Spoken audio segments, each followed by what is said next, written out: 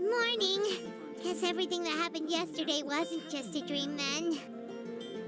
Well, it's time for our next fairy tale adventure. We should head to the station Grandpa Almond told us about.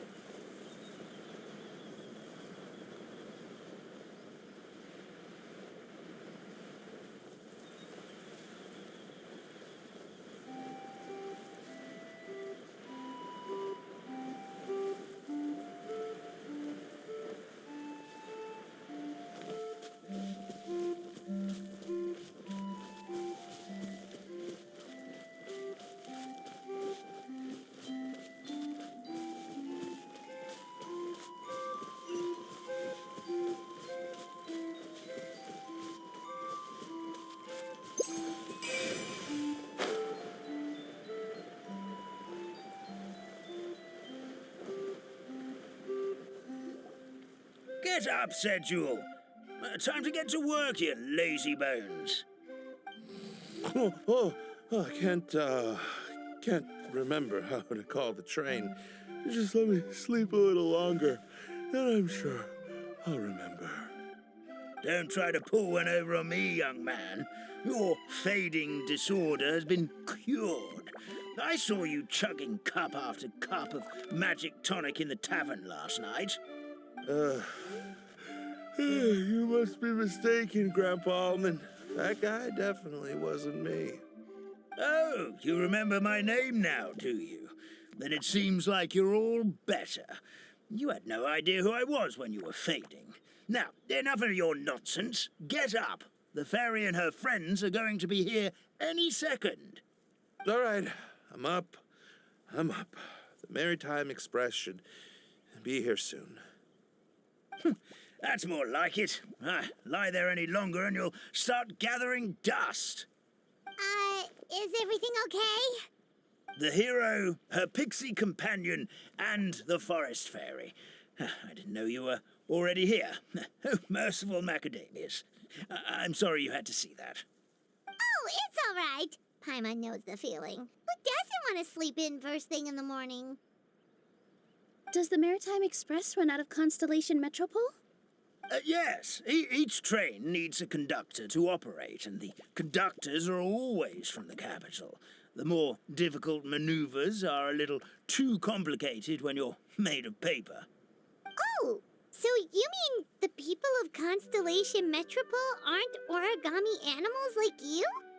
Well, the city welcomes visitors from all over the world, so you're bound to run into some forest dwellers there. But yes, generally speaking, the residents of Constellation Metropole look quite different from us. You'll see for yourself soon enough. Here comes the train.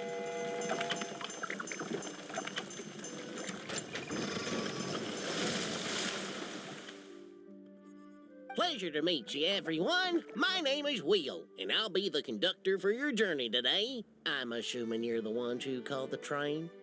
Whoa, it's a little toy man! Yes, we called the train. The hero and the forest fairy need a ride to Constellation Metropole. The hero and the forest fairy, the ones from the prophecy. Oh, why didn't you say so earlier? We could have prepared a far more luxurious train. I'll just go back and get a better one. That's okay, Mr. Wheel. We're trying to get to the city as fast as possible. We just need you to get us across the sea. In your capable hands, I'm sure we'll get there in no time. Of course, my lady. It would be an honor. Well then, all aboard, sit anywhere you like. We'll get a stunning view of Simulanka no matter where you're seated.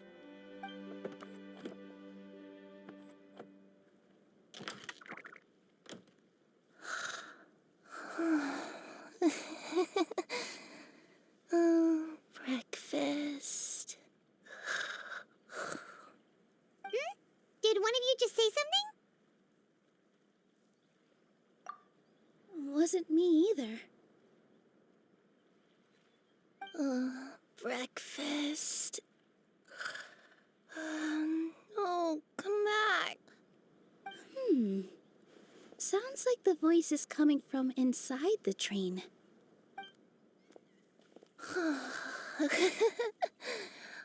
Fish. Chicken drumsticks. Oh, gotcha.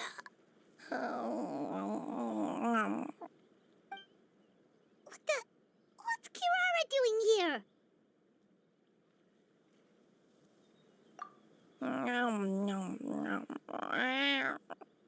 Is she a friend of yours? Oh, let Paimon introduce you. This is Kirara. She's... Oh, wait. Actually, maybe we should wake her up first. So noisy. Is it morning already? Morning. Huh? Traveler! Paimon! It's you? Which means... Oh, thank goodness. It was all a dream after all.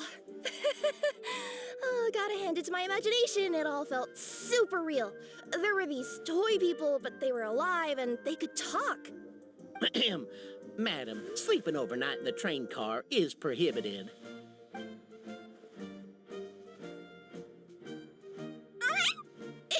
It wasn't just a dream?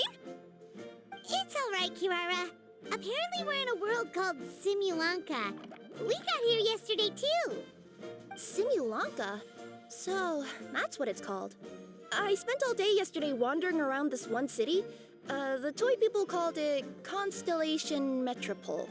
I was trying to find a way to get back home. I was seriously starting to think I had gotten on the bad side of some great yokai and gotten swallowed whole. Ah, I take it you're Inazuman then, Miss Kirara? She sure is. But, Kirara here is kinda special. Let Paimon introduce you for real this time. Kirara is a Nekomata from Inazuma. She works as a courier for Komanie Express. Ah, nice to meet you. I'm Nilu, a member of Zubair Theater. You can usually find us performing in Sumeru City's Grand Bazaar. Right now, though, I suppose I should introduce myself as the Fairy of the Forest of Blessings. Oh, you're Nilu! I've heard a lot about you from my deliveries in Sumeru. I even saw one of your performances back in the day. You're an amazing dancer. But, did you say you were a forest fairy? Oh, yeah, that's her new identity here in Simulanka. Oh, speaking of new identities, looks like you got a new outfit yourself, Kirara. Yeah, I know. It confused the heck out of me yesterday. I just woke up in a set of brand new clothes I'd never seen before. That must mean you have a big part to play here, too.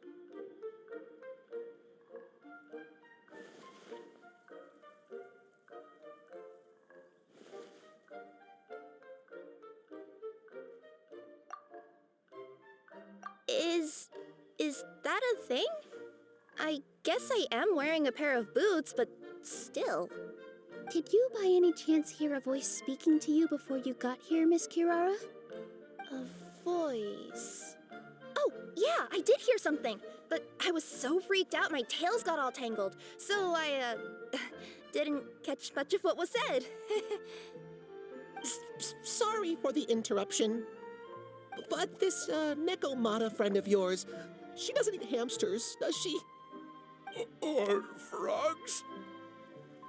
Oh, no need to worry, little guys. I would never do something like that. Well, unless I've been out in the wild too long without anything to eat. Oh, speaking of eating, I am getting a little hungry.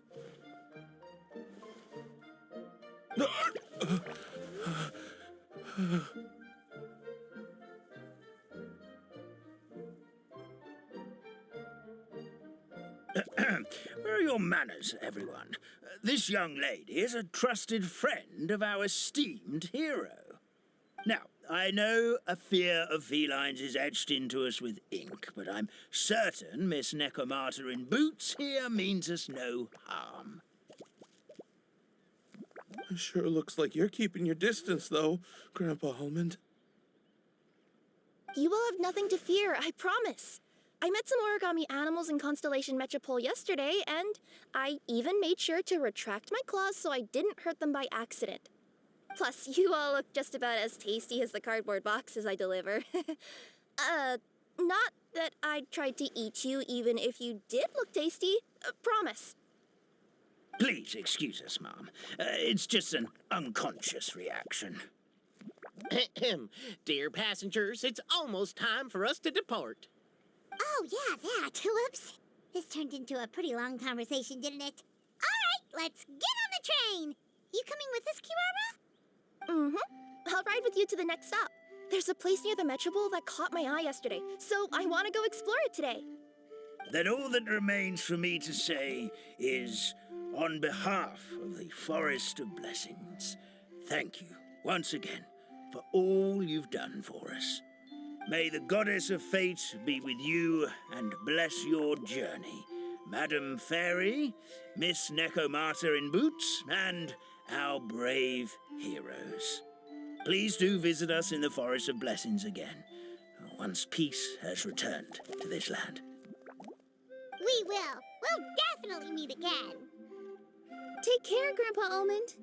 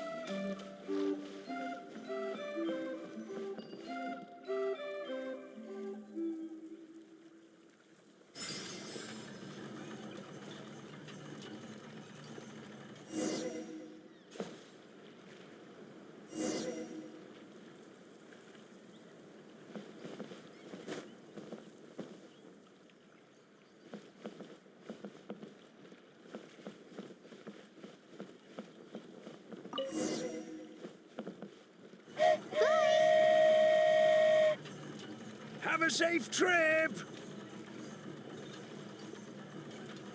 Wow, a train ride over the sea?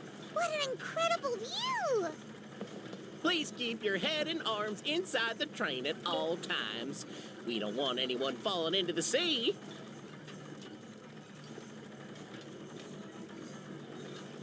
There's a train coming the other way, too!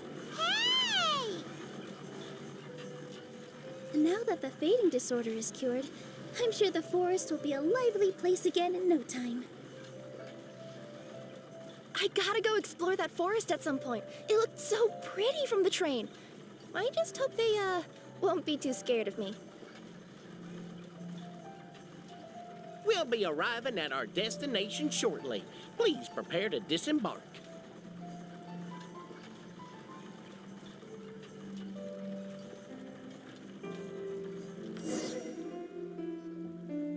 Here we are! Constellation Metropole is right over there. It's a short walk from here to the Gear Sky Ladder, which will take you right to Metropole Square. And thank you again for choosing Maritime Express. Great! And thanks to you for a smooth and pleasant journey, Mr. Wheel. The train cars were comfortable and spacious, and I had a great night's sleep. I'll definitely be back. As you wish, ma'am.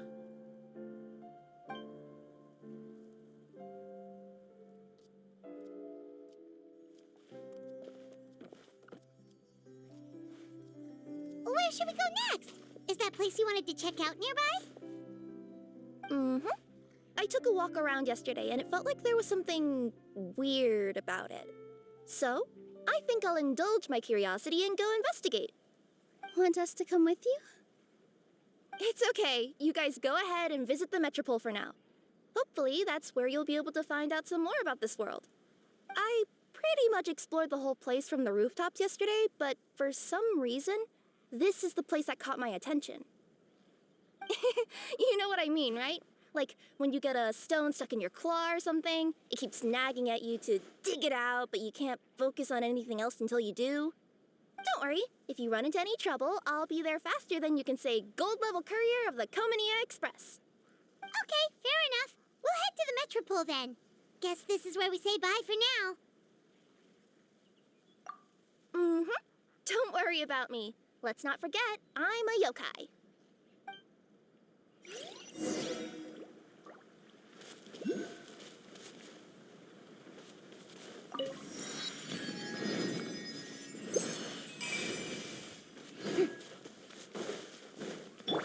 Umbrella warfare, I guess.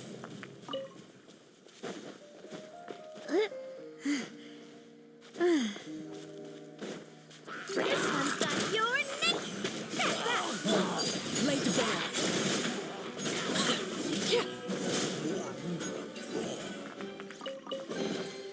An impressive bounty.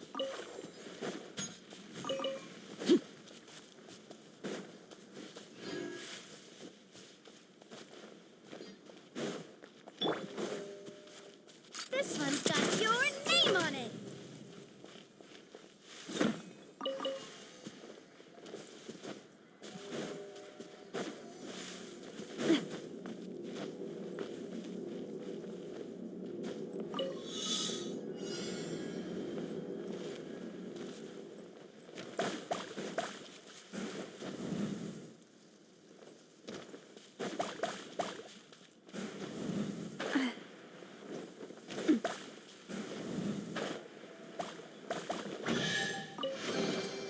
Quick, let's pack it up.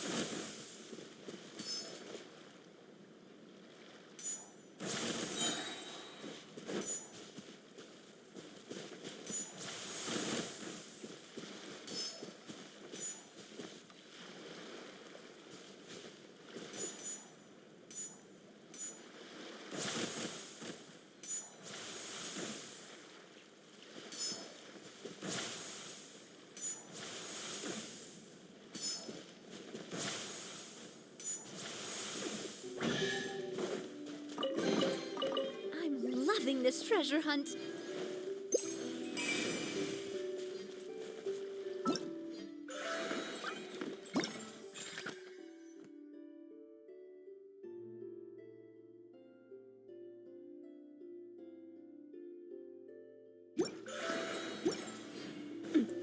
Help me!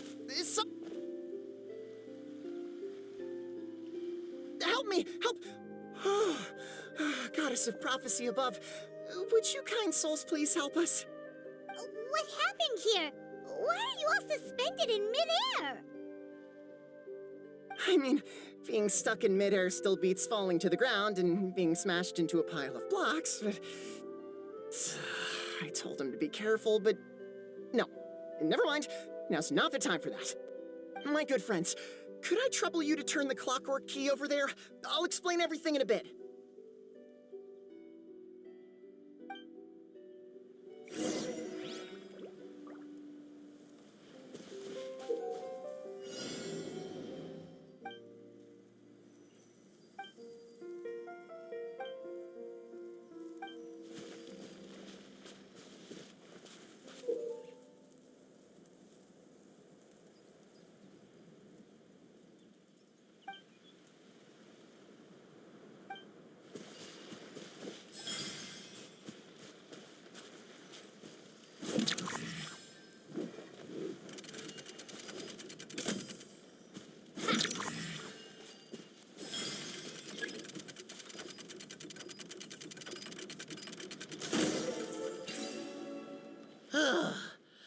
Thank you.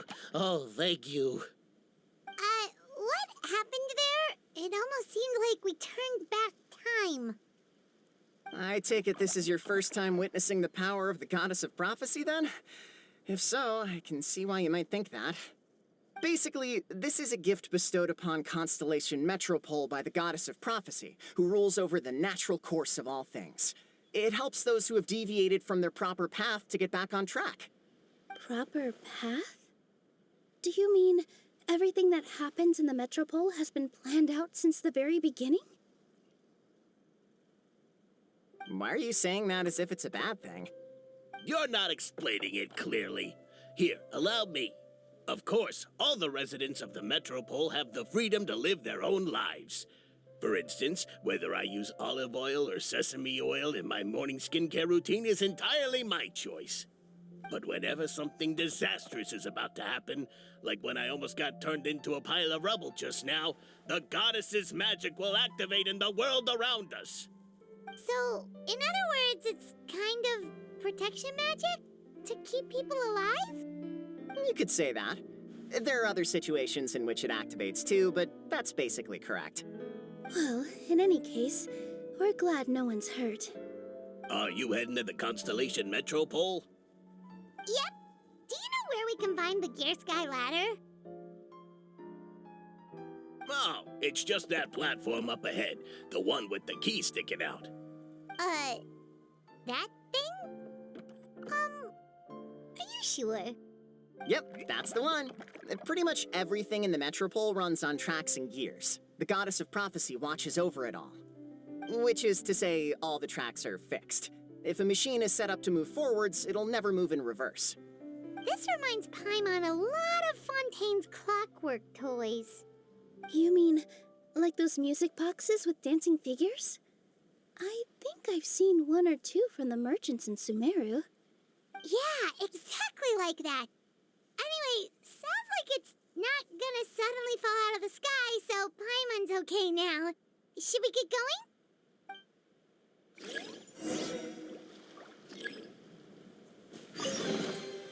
Oh, what a stroke of good luck!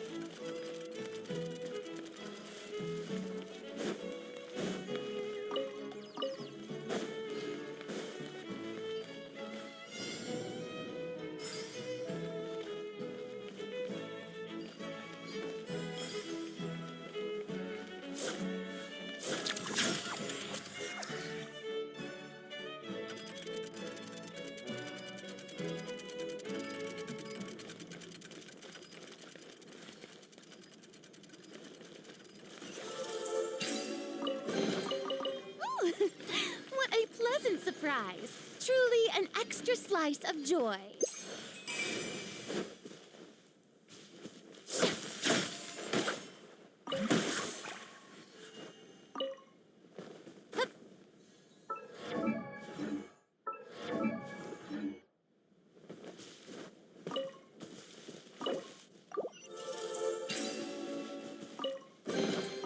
Ticket. Go on. You have my approval. Huh?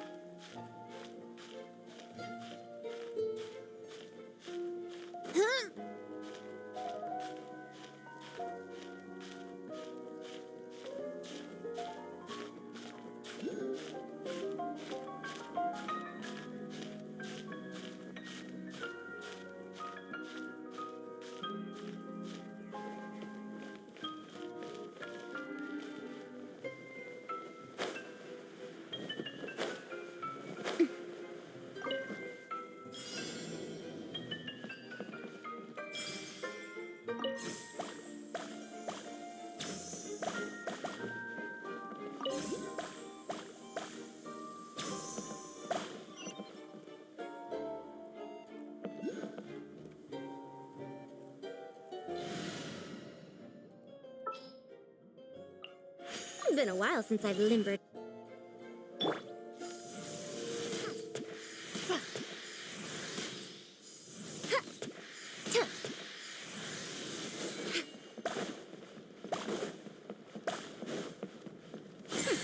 We'll see about that.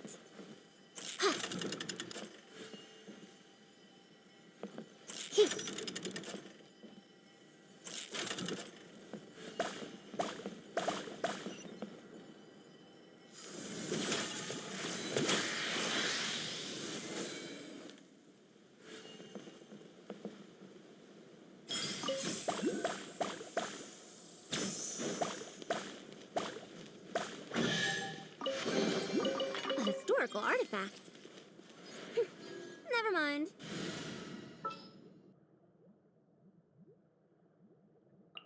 Anything you need delivered?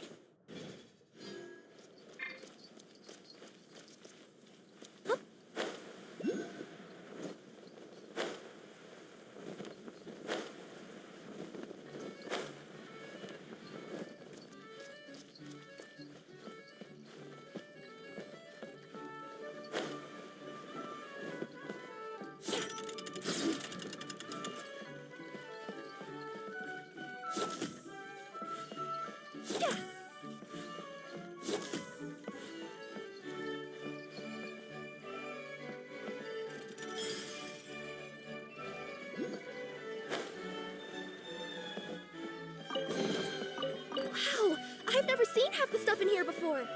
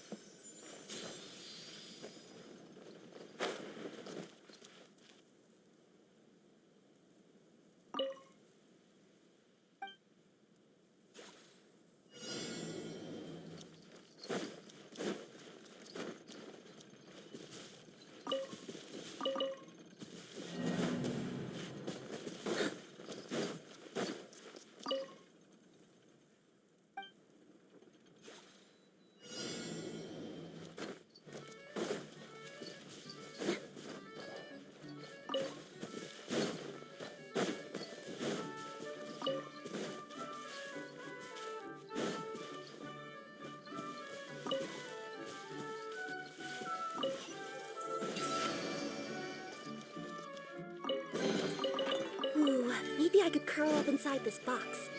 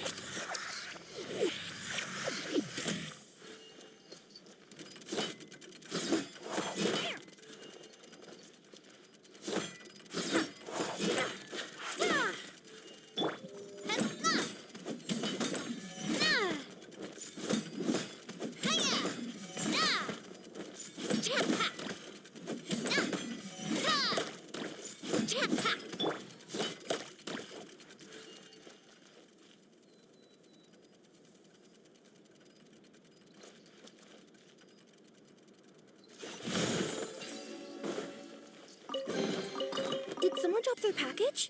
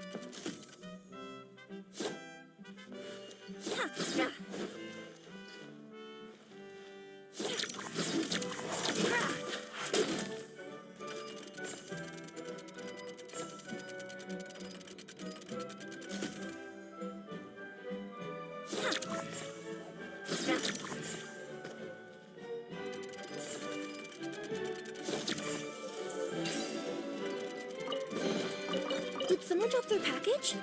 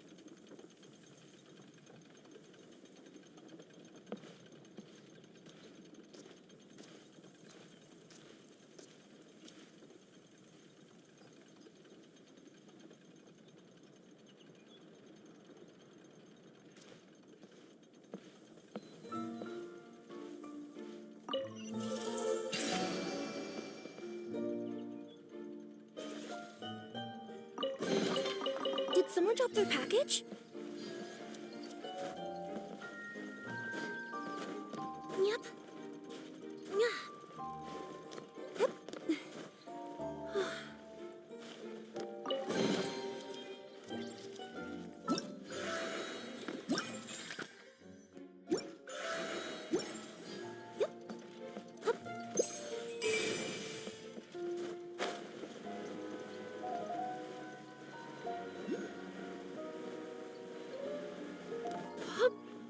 Yep.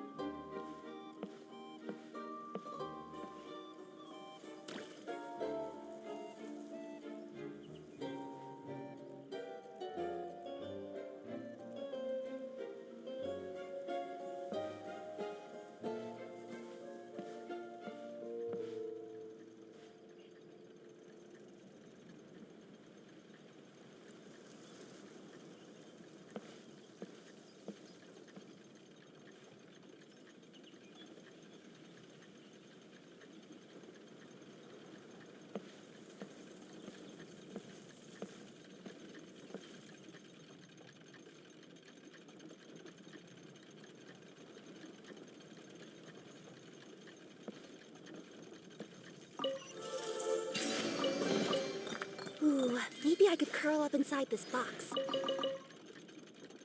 Yep.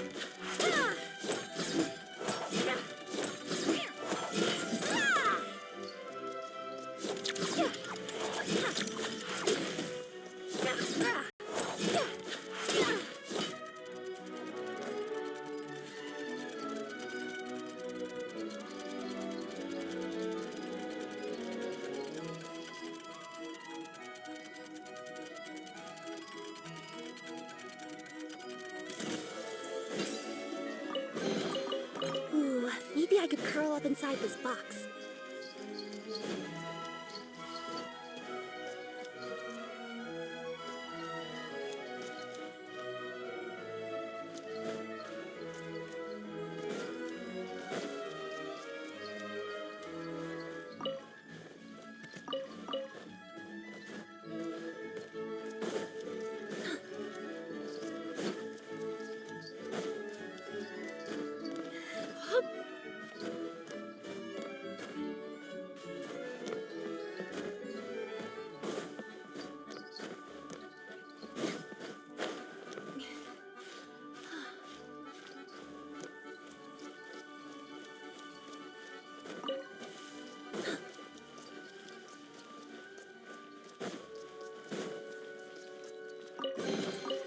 Ooh, maybe I could curl up inside.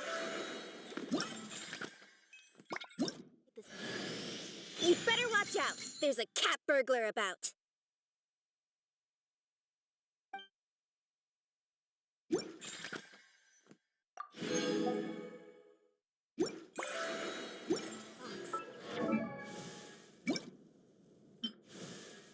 scaling walls, leaping across the rooftops. Nothing new for me.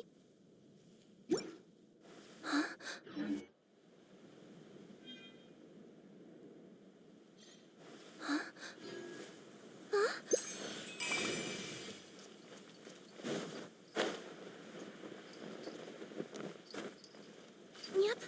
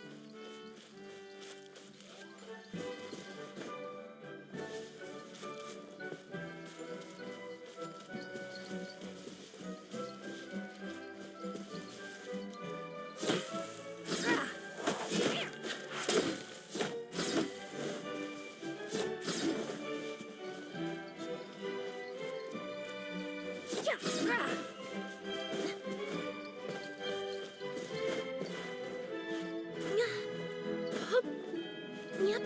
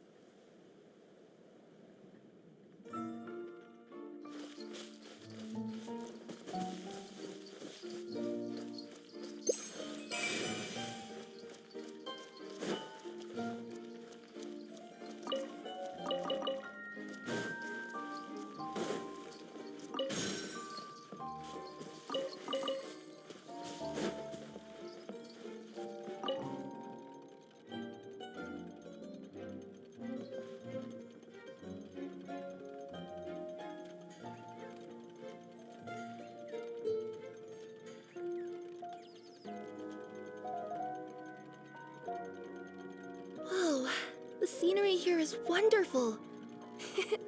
I've landed the perfect job.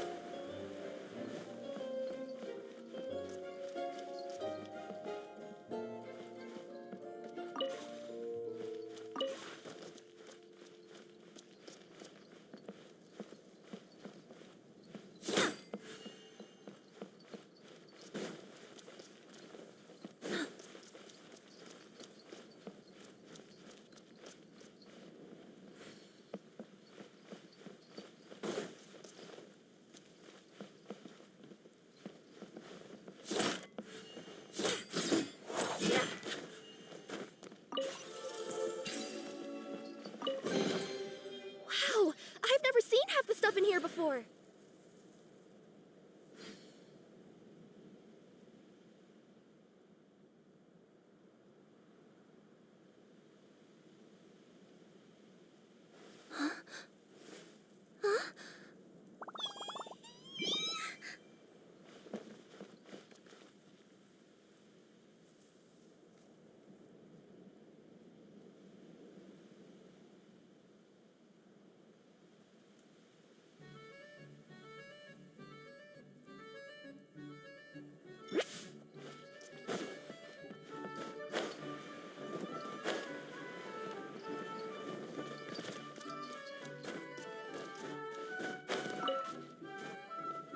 Yep.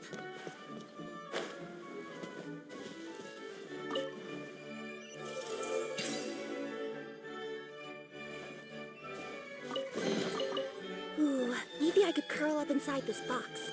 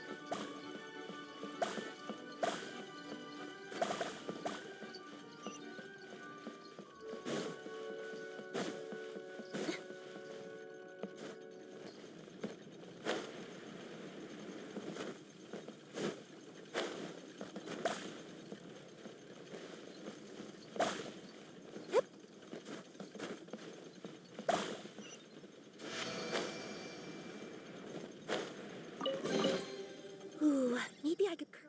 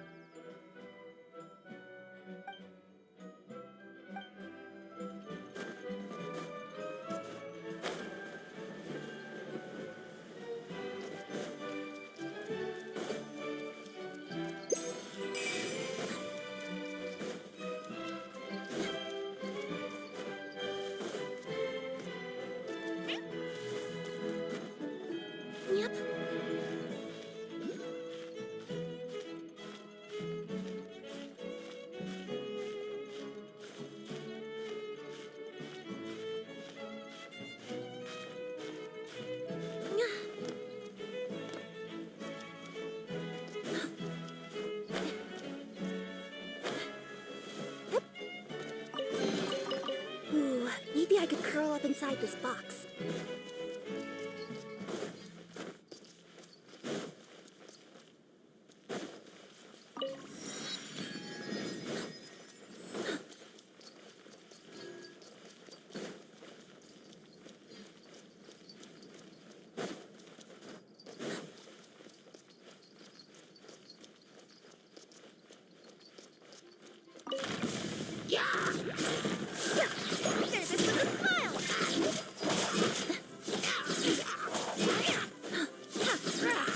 This one's got your name on it.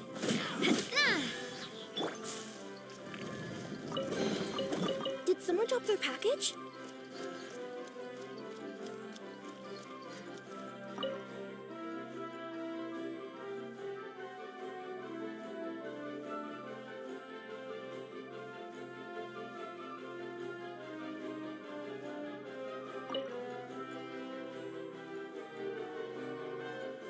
Let me see. Okay, let's get going. The next location on my list is really far away. Feeling lucky? May I present? Watch out! Fire! Well, with rocks. Coming at ya! Ha! Overruled!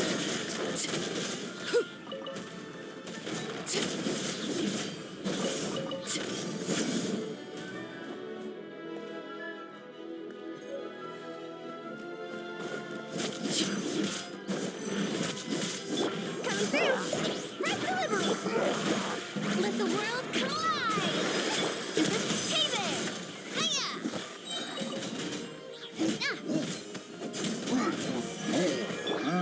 Laid bare.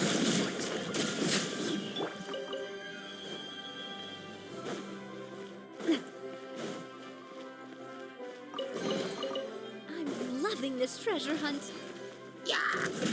This one's got your name on it. Hiya!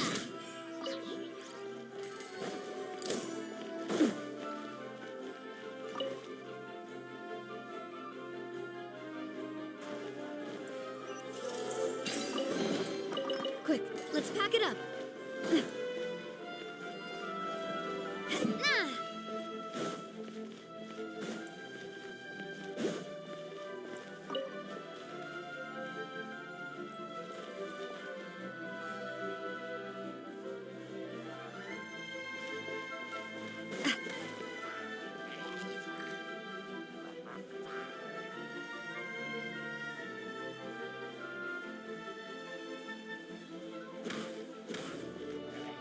Feeling lucky?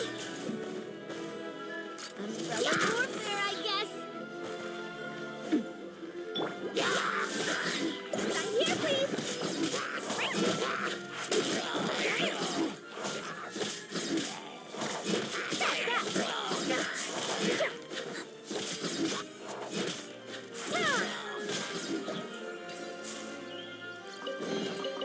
Ooh, maybe I could curl up inside this box.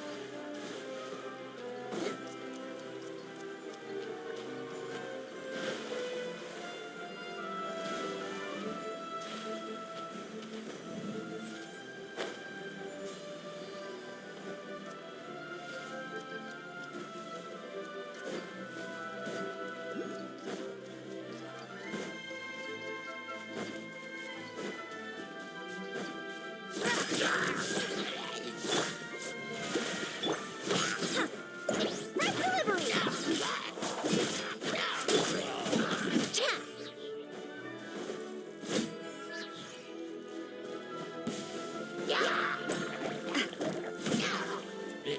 This one's got your name on it!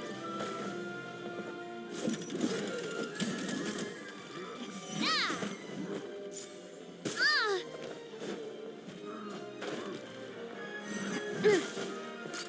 Hey there! Coming at ya!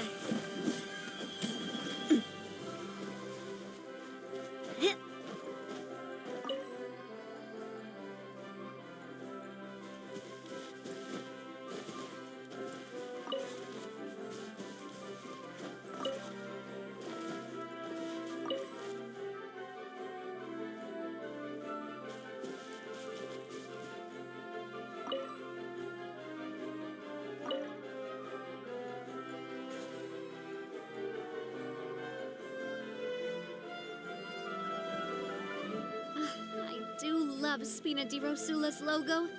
It was designed by my mother. Have you noticed how it's shaped like a heart?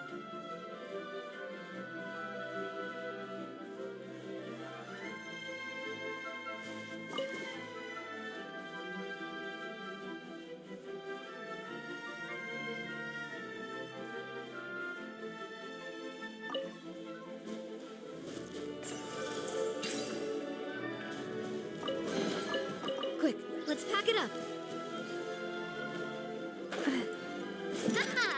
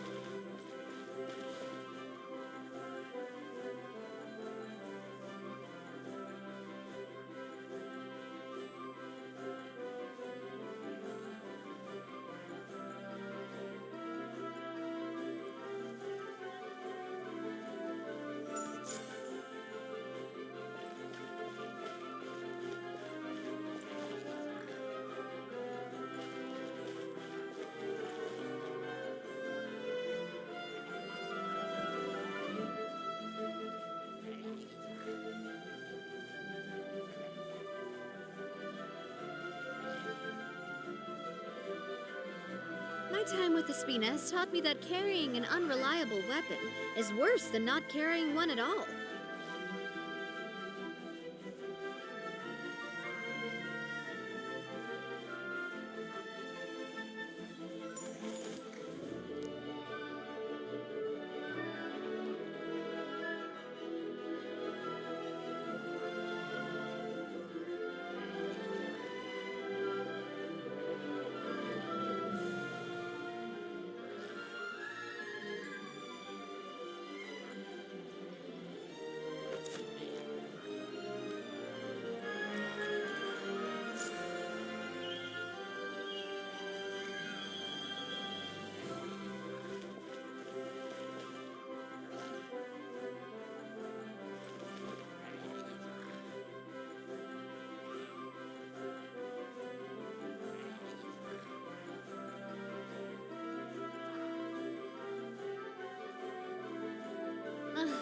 I really want to go traveling.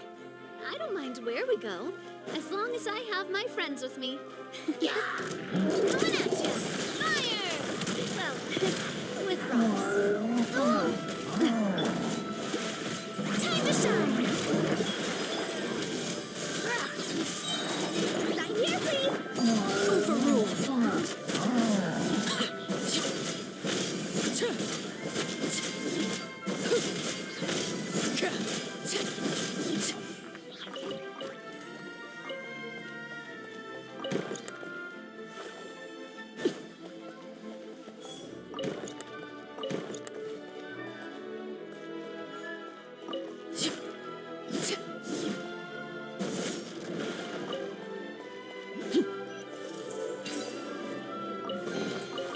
Impressive bounty.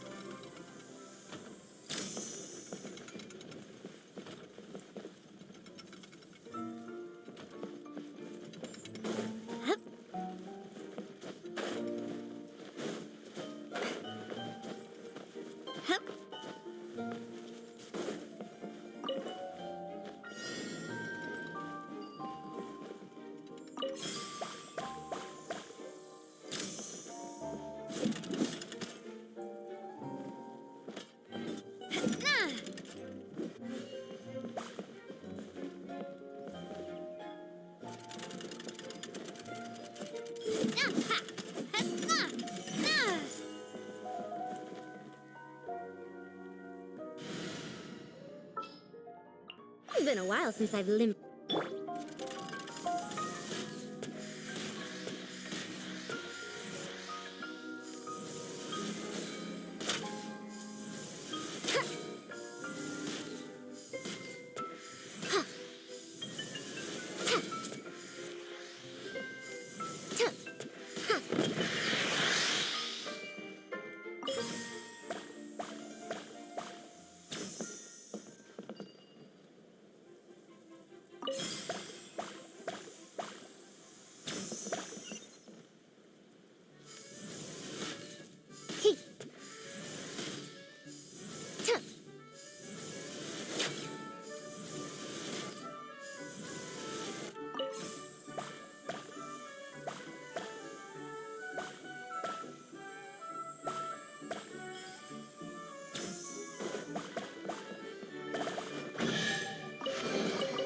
I find that was worth the trip.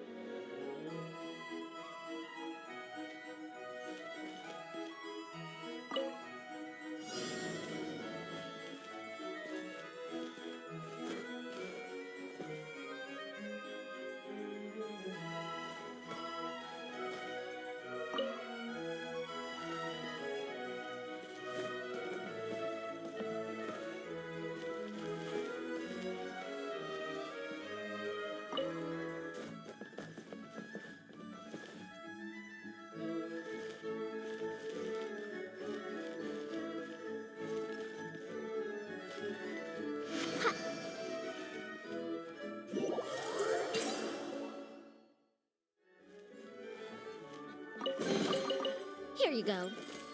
Thank you, Madame Farazan.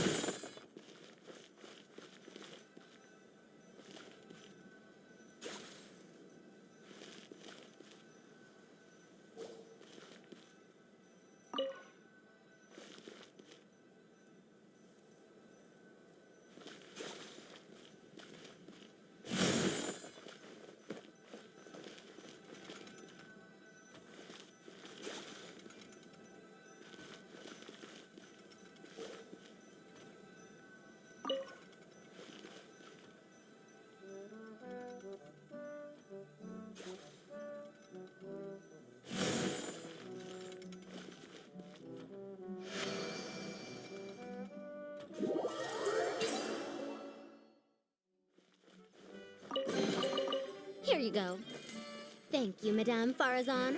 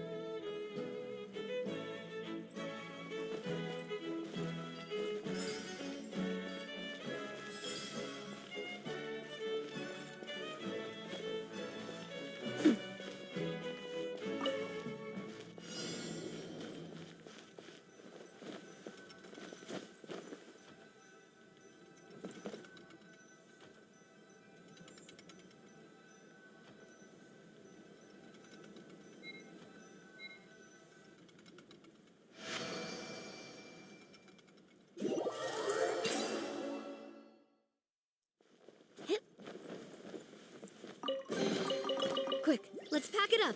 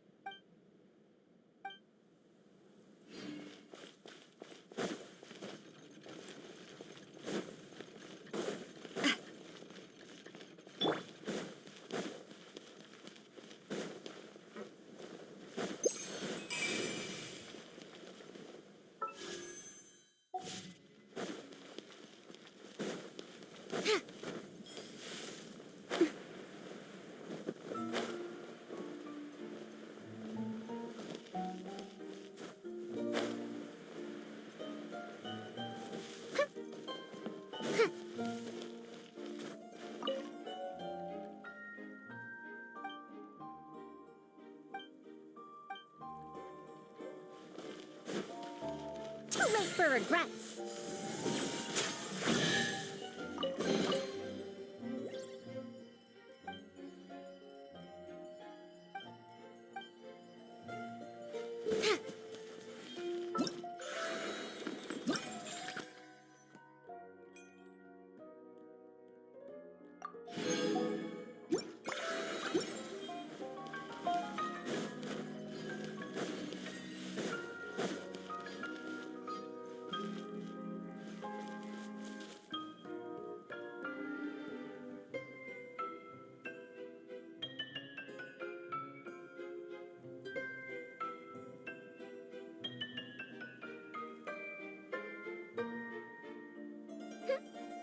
What did you say? Oh, I'm old now, so every other phrase escapes my ears. Try calling me Madam Farozan, and I'll see if I can pick that up.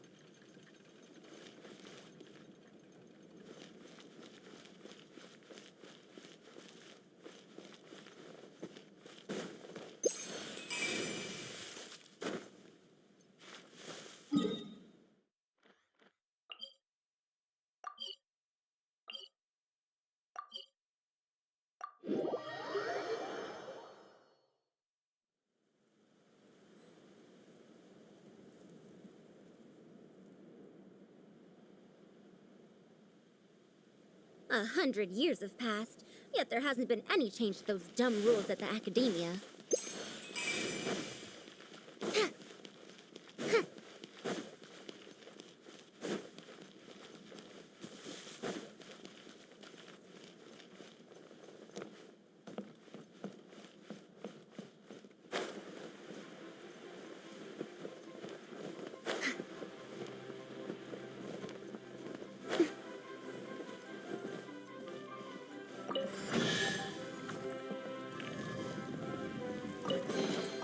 A historical artifact. Never mind.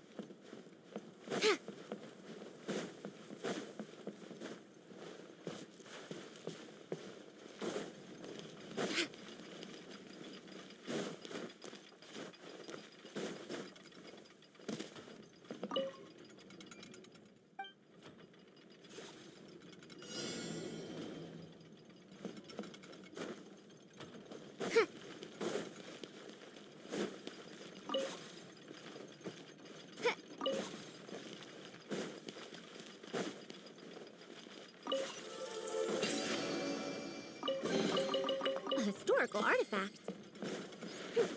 Never mind.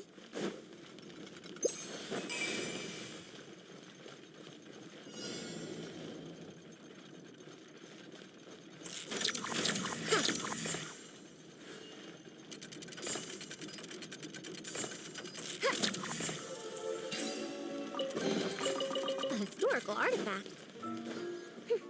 Never mind.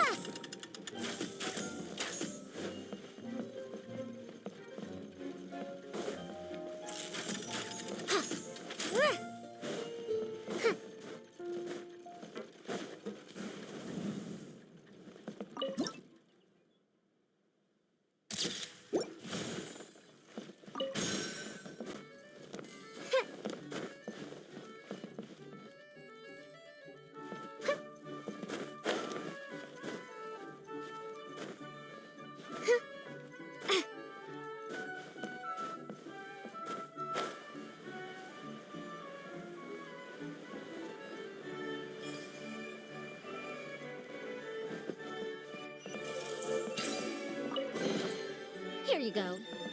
Thank you, Madame Farazan.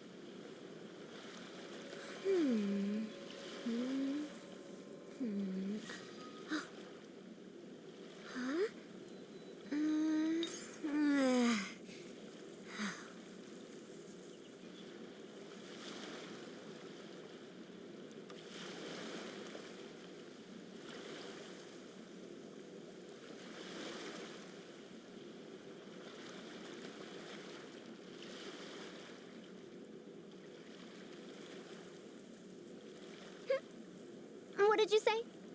Oh, I'm old now, so every other phrase escapes my ears. Try calling me Madame Farozan, and I'll see if I can pick that up.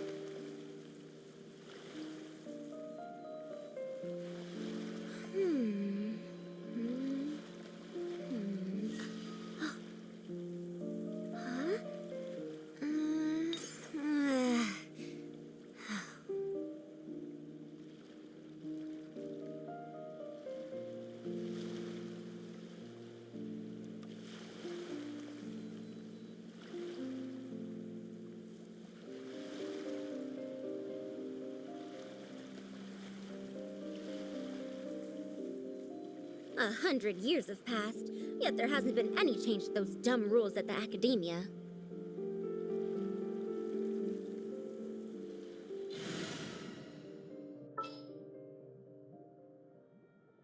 Thank you for choosing Komania Express.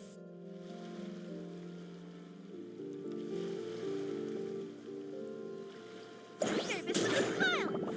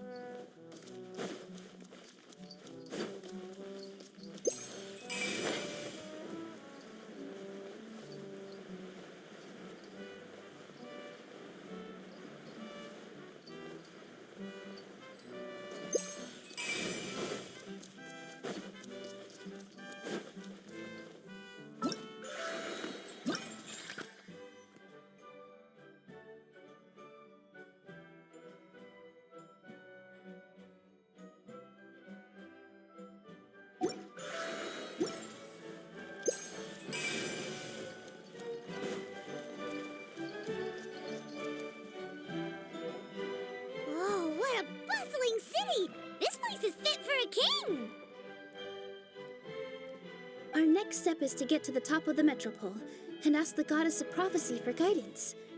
If there is a king in that castle, I sure hope he won't get mad at us for trespassing.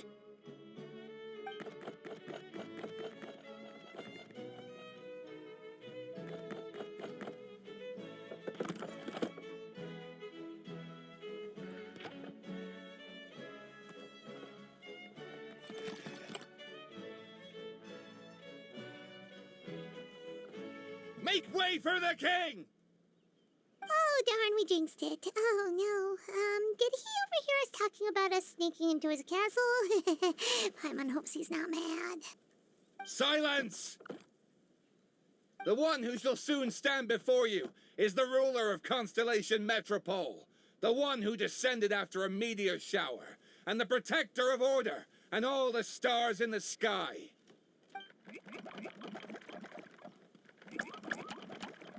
That's a long list of titles. I bid ye welcome, guests from afar. Long have I heard of your grand deeds, O fairy, who restored the lifeblood of the forest. O hero, who, huh?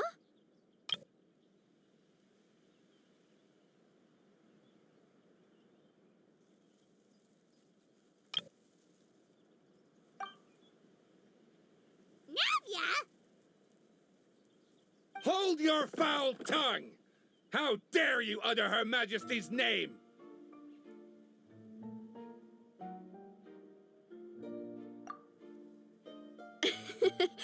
Nice one, partner. Spectacular improvisation skills. I'd expect no less from you. All right. You can relax now. Allow me to make some introductions. This is the Traveler and her trusty companion, Paimon. You are personal friends with Her Majesty the King? Please, forgive our grievous mistake. We had no idea. All right, the welcome ceremony is over. Everyone back to your stations. I will personally treat our guests to some royal hospitality. Yes, Your Majesty.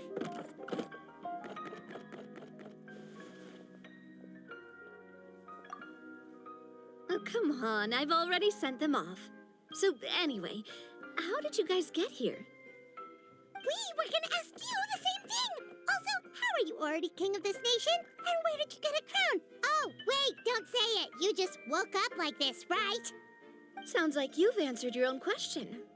But before I woke up, I heard a voice say to me, "You are the king of Constellation Metropole. Now go forth and save your city." A similar thing happened to me. Oh, yeah, sorry. You must be the fairy of the Forest of Blessings, right? Mm-hmm. This is Nilu, a friend that we made during our time in Sumeru. Nice to meet you, Miss Nilu. I'm Navia, the president of Spina di Rosula. If you ever get the chance to go to Fontaine, make sure you come and visit me. I'm based in Poisson. Seems like you're taking this all in stride. Aren't you nervous about getting stuck here and never being able to get back home? Why would I be worried about that? We've faced much bigger problems than this before, and we always pull through. This should be a piece of cake. Besides, life's always full of surprises. You gotta learn to just enjoy it. That sounds like a great outlook on life. You have a very optimistic spirit. Thanks, I'll take that. Honestly, though, it also puts me at ease to find out that you guys are the fairy and heroes that I've been hearing about in this prophecy. We're kind of veterans at dealing with prophecies by now, aren't we? About that, has anything bad happened in the Metropole? We heard about an evil dragon. Did it make a mess here too? It sure did. Apparently, for whatever reason, he went for the stars above the city recently. Literally just flew up and started snatching them out of the sky. Luckily, the guards responded quickly and stopped the dragon from taking them back to his lair. Unfortunately, though, he dropped them before he flew off. Now they're scattered all around the Metropole. I've been out trying to retrieve them, but I only managed to get one of them before you showed up. Oh, I didn't ask yet. What brings you to the Metropole anyway? Oh, Paimon can explain.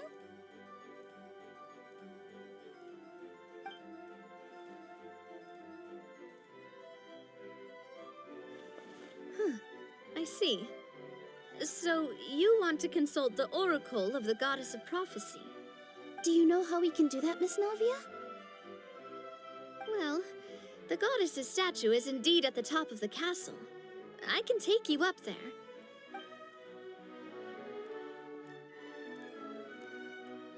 However, I've heard from the citizens here that the goddess hasn't given out any new revelations in a very long time. Really?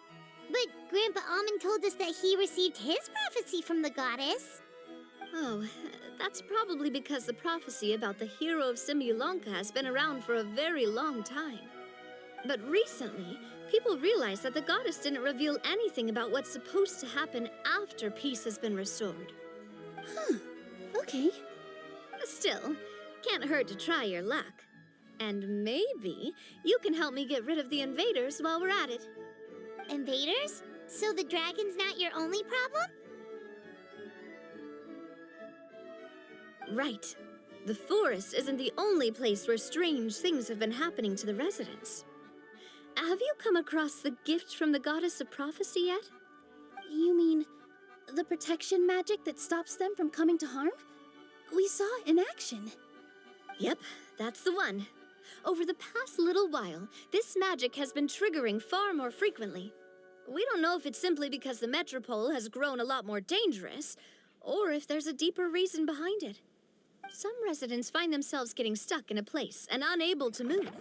Others start repeating the same thing over and over again, like they're trapped in some kind of loop.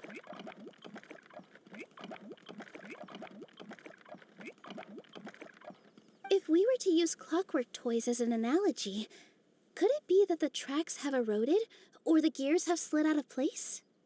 That's exactly right, Nilu. That's basically what's happening. Anyway, some of the monsters outside the city saw this as an opportunity to launch an invasion. But we didn't see a single monster on our way here. That's because I already took care of most of them over the past couple of days. Of the remaining few, we trapped some of them inside the castle and chased the rest back out of the city. Okay, so to summarize, not only has the magic here gotten all messed up, but the dragons also knocked some of the stars out of the sky, plus there's a bunch of monsters in the city. Sounds like there's a lot more to fix here than in the Forest of Blessings. Well, defeating the dragon and the monsters should be straightforward enough. But how do we fix the magic? Supposedly, the goddess has had it all planned out for ages. One of her oldest prophecies says this: "Go and push the gear that connects up to the starry sky. When that time comes, I shall dance and return the tracks beneath my people's feet back to the stars in the sky." Huh? But weren't the tracks the gift that she gave to her people in the first place? Does that mean she plans to take the gift back? That's what the prophecy seems to be saying, yes. So, as a result, some people are against turning the gear, despite what the prophecy says, since they fear a future where they no longer enjoy the goddess's protection. But letting this drag on isn't the answer either, is it? No, and I think they know that. But they're just too afraid to take that final, terrifying step. They're still hoping there might be an alternative solution. Now, we could ignore their objections and go turn the gear ourselves, but...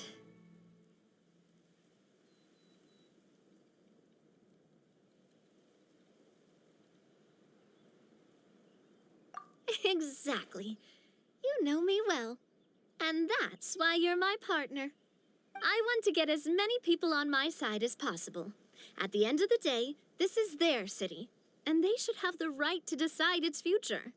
Ooh, spoken like a true wise king, Navia. I am the boss of Spina di Rosula, after all. This may be my first time as a king, but there are a few similarities between the two roles. Traveler, Paimon, Miss Nilu, would you be willing to lend me your support? With your help, I'm confident we'll be able to find the most frictionless way to resolve the problems plaguing this city.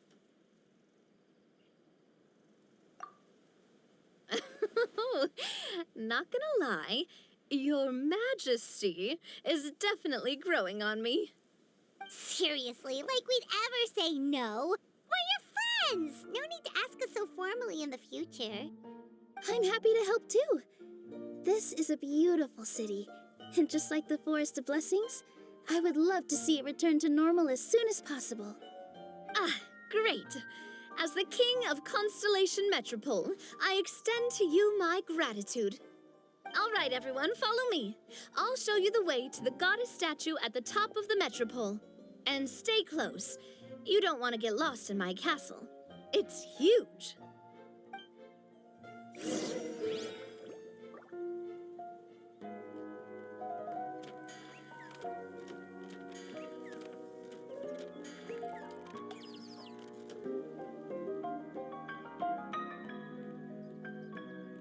Whoa, the scenery here is wonderful. I've landed the perfect job.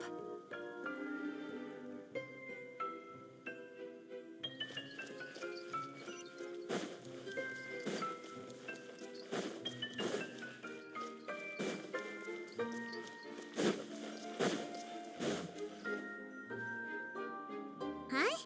What's this? Wait. This looks like the star I found earlier.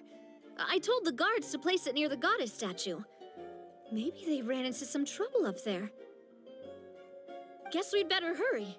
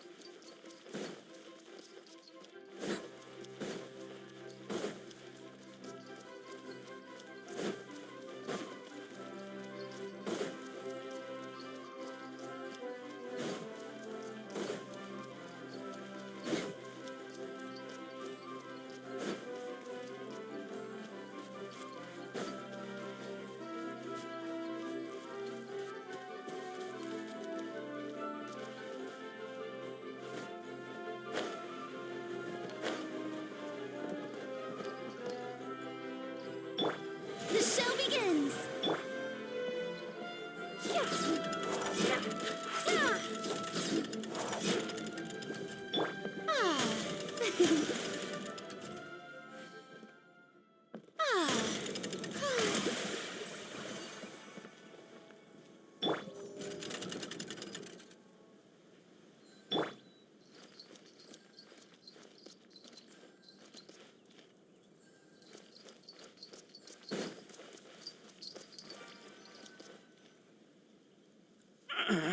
Drat! I can't move!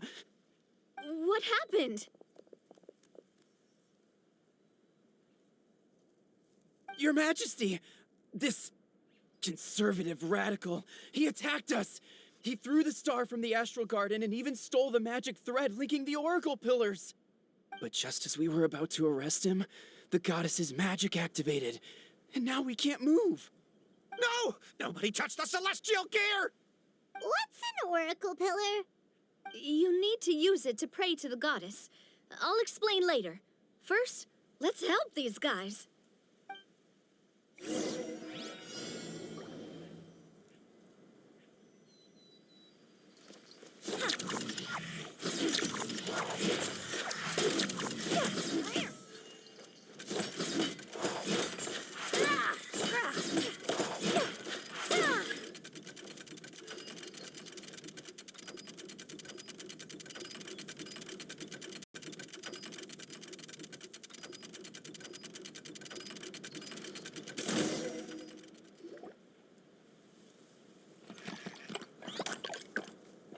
Hey, he's getting away! Halt! It's okay. Let him go. But, Your Majesty! Even if we catch up to him now, we won't be able to change his mind, much less quell the fear that many others like him are feeling. All it would do is turn him further against us. Understood, Your Majesty. Also, this is the magic thread he was holding from the Oracle Pillars. Your Majesty, what should we... Ah, please give that to the traveler over there. I believe they have some questions for the goddess. Yes, Your Majesty.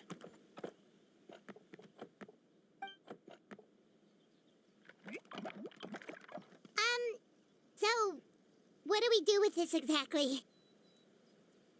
See those oracle pillars over there? Just use the magic thread to connect them together in a specific pattern, and the goddess of prophecy will answer your prayers. Oh, sounds easy enough. Let's give it a try.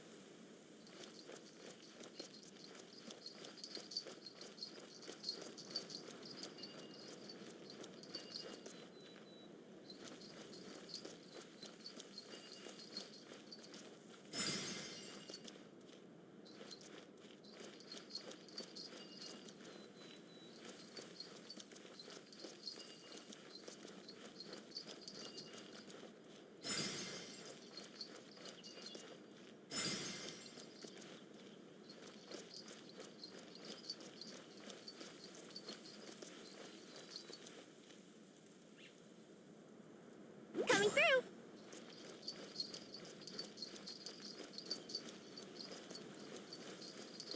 Yeah.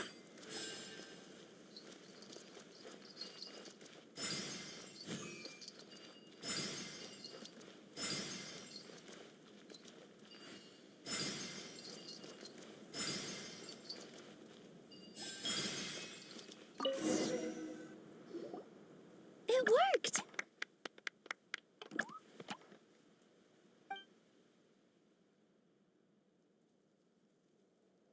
To which course of fate do you seek answers, my child of Simulanka?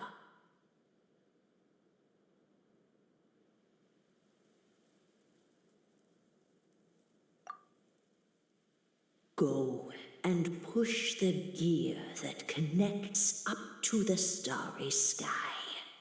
When that time comes, I shall dance and return the tracks beneath my people's feet back to the stars in the sky.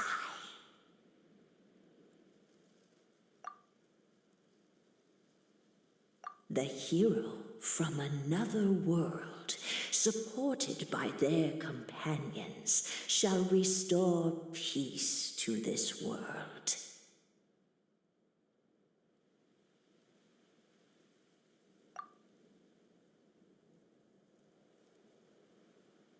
So, Miss Navia was right. The goddess of prophecy didn't tell us anything about the future. Fair enough. Guess we'll just have to play it by ear. Then first, we have to restore the sky back to its original state by putting the stars back in their positions. Let me do a quick count. All right. Adding in the ones we picked up on the way here, I think that's all of them. Let's go hang these stars back up in the sky. In the sky? How do we get up there? Oh, I got us covered. We will, of course, be taking the Aerial Express. Is that a flying train? Hey, you already took a train that runs on water. Is a flying train really that much weirder? Well, at least the Maritime Express still runs on a track. Oh, come on, don't worry about it. This train has been blessed by the goddess of prophecy. Its whole purpose is to protect the Metropole's skies. It took me a lot of effort to find it, you know. I don't think anyone's used it in, like, 100 years. 100 years? Are you sure it's safe? Let's not forget that the goddess of prophecy's magic has been going haywire recently. Well, it's not like we have any other options. Unless you want to do the honors, Paimon. Fancy flying up there on your own? No, thank you. It's way too high up. Oh, wait, Milu. You've got a feel for how magic works here. Can you do your thing and sense if this train is the real deal? I can try. Yes, I can sense traces of magic, but it's different from the kind I felt in the forest, so I don't know.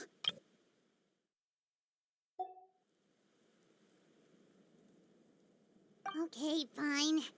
Guess there's only one way to find out. That's the spirit. I'll come with you. Miss Nilu, will you be joining us? I think I'll stay behind. That way, if something does go wrong, you'll have someone on the ground to get you some help. That makes sense. If the train does break down, you can make us a giant origami crane to come bail us out. Or if a crane's too difficult, a finch could work.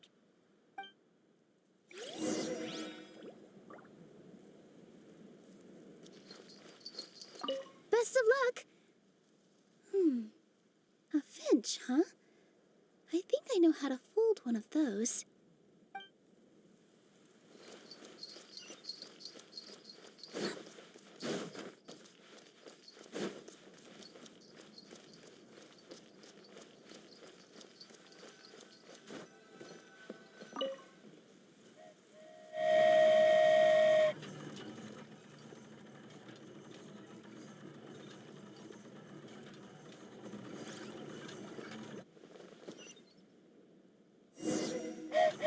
Choo-choo! Aerial Express moving out. Whoa, it really is flying! What an amazing feeling. I've never been on a flying train before. Neither have we.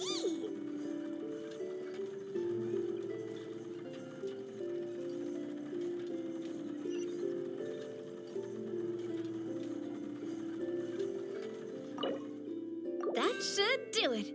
On to the next location.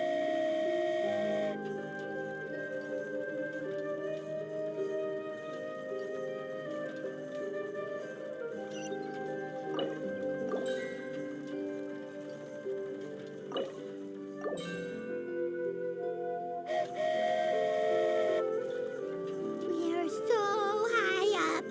Don't look down. Don't look down.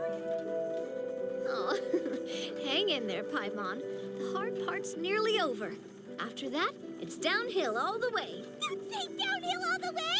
That is the last thing Paimon wants to hear.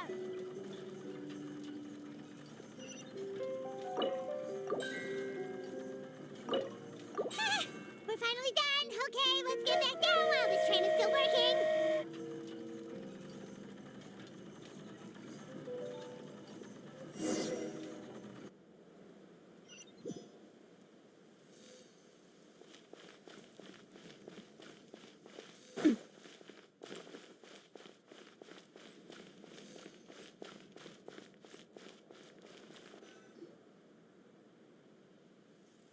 Great job! It looked like it all went smoothly. Yeah, and it was an absolute blast, too. You gotta ride with us next time, Miss Nilu. Huh? I'm okay. Thanks for... Halt! What do you think you're doing? Get out of my way! What's going on? Your Majesty, there! Let us through! Stay back! It's okay. Let them through. Tuh.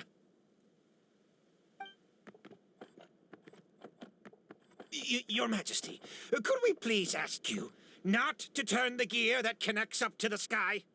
And why is that? As you have seen, the goddess's gift is very important to us. It keeps us from harm and protects our very lives. Some of us, we just aren't ready to lose that protection. I see. I understand. Huh? Your Majesty, do you mean... I won't turn that gear. Not until you're ready. What? I've said before that the Metropole belongs to the people, and they should have the right to decide its future. But let me ask you this. How do you plan to solve the issues we are currently facing? Well, we'll start by rescuing the people that have gotten stuck. And then we'll find a way to figure out the true cause of this crisis. And have you made any headway on that? The true cause, I mean. Unfortunately, not. Hey, you little... I'm sorry, my friend, but it's the truth. You have friends and family that have been affected, don't you? That have gotten stuck? Duh. I understand your concerns. But if we let this drag on for much longer, the situation may well get worse. More and more people will be frozen by the goddess's magic. Yes, but if we turn that gear now, all the tracks in this city will disappear. I know this is a hard decision to make. But have you ever thought about why the goddess might have made things this way in the first place? Huh? Why do you think she might decide to take back her gift and stop revealing further prophecies about the future? Are you saying she has abandoned us? No, quite the opposite, in fact. What do you mean? The goddess dearly loves this world and all the people of Simulanka. And because she loves you so much, she wants you to be able to choose your own path. Every parent hopes their child will have a happy and carefree life. But if they're overprotective, then all they'll manage to do is keep their child trapped. If a mother bird lets her baby ride on her wings for too long, her child will never learn how to fly. Perhaps the goddess of prophecy has always known that one day she'll have to let go. Children can only become independent if they're allowed to form their own opinions, make their own decisions, and deal with the consequences on their own. Only then will they be able to continue their journey alone, even after their parents are gone. But we've relied on the goddess's protection for so long. We don't know what it's like to go it alone. We don't know if we have what it takes. Are you kidding me? I think you've proven yourselves more than capable of that. What do you mean? You made a call in a time of crisis, and you've come all this way to talk to me. Even the guards couldn't stop you. That must have taken a lot of courage. But we only did it because we were scared. Why you set out on the journey doesn't matter. What matters is that you've proven you can choose your own path. My friend, I fear our king is right. It is time for us to face our fears. But we... We can't go on living like this. Living in fear. Look at what it's driven you to do. You threw away a star personally created by the goddess of prophecy herself. You once revered her more than any of us. And I think the king is right. She hasn't abandoned us. So, why don't we put our trust in her one more time? I don't care anymore. Do what you want. Aw, he laughed. I'm sorry about my friend. That's just how he is. Always had a terrible temper. Please accept my apology for his impudent behavior. Is it just me, or has he accepted the goddess's prophecy? I think so. Not that you'll ever hear him admit it out loud. Your Majesty, please turn the gear that connects up to the sky. So, you've made up your mind? About giving up the goddess's gift? Yes, I've made up my mind. But maybe losing the gift isn't what this is about anymore. Because we've gained something too. You have given us courage. Well said. I am proud of your decision.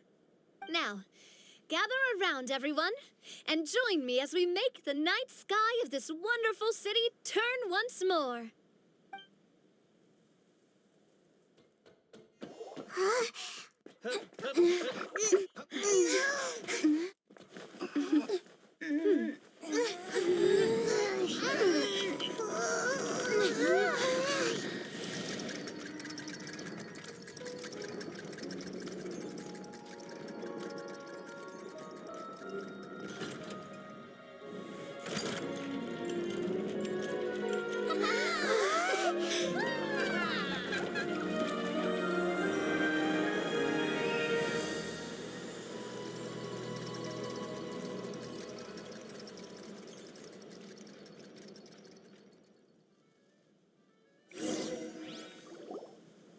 So the stars hanging in the sky, they're music notes. This entire metropole is a huge music box! That's incredible! How do you feel? A little scared and uncertain. But for some reason, I feel a lot more at ease. It's as if some kind of huge weight has been lifted from my shoulders. Figured out any next steps? To be honest, not really. But maybe I can start by having a heart-to-heart with that stubborn friend of mine. I have an idea. If you don't know what to do, why don't you start by helping the people around you? You mean the people who got stuck because of the goddess's magic? I mean anyone and everyone who needs your help. By helping others, you'll eventually find your own path. Trust me, I have experience in this. What kind of experience, Your Majesty? Yes. We'll need a formal organization with a catchy name before we go out and start helping people. Why don't we call it the Spina di Rosula? Spina di Rosula? Ooh, or even the Spina di Rosula di Simulanka. Yeah, that's catchy. Wow, big expansion for the Spina. Moving into other worlds now. Spina di Rosula. I like it. It's a great name. Let's do as Your Majesty suggests. Well then, how about I appoint you as the head of the Spina in Simulanka? While I'm off fighting the dragon with the other heroes, it'll be your responsibility to work with the guards and take good care of the people in the metropole. What? You're planning on fighting the dragon? But no, Your Majesty, you must reconsider. He's right. Your Majesty, you can't. How are you two on the same side all of a sudden? Perhaps Your Majesty is unaware of this. The great dragon suddenly broke out from the Titanium mines one day and tore the end of the world to pieces. After that, it spat out a strange fog that surrounded a whole island. No one knows what lies beyond the fog, and no one knows what has become of that poor island. Before Your Majesty arrived, we dispatched many soldiers to fight the dragon, but none came back alive. Yikes. Sounds worse than we thought. Isn't that all the more reason for us to go?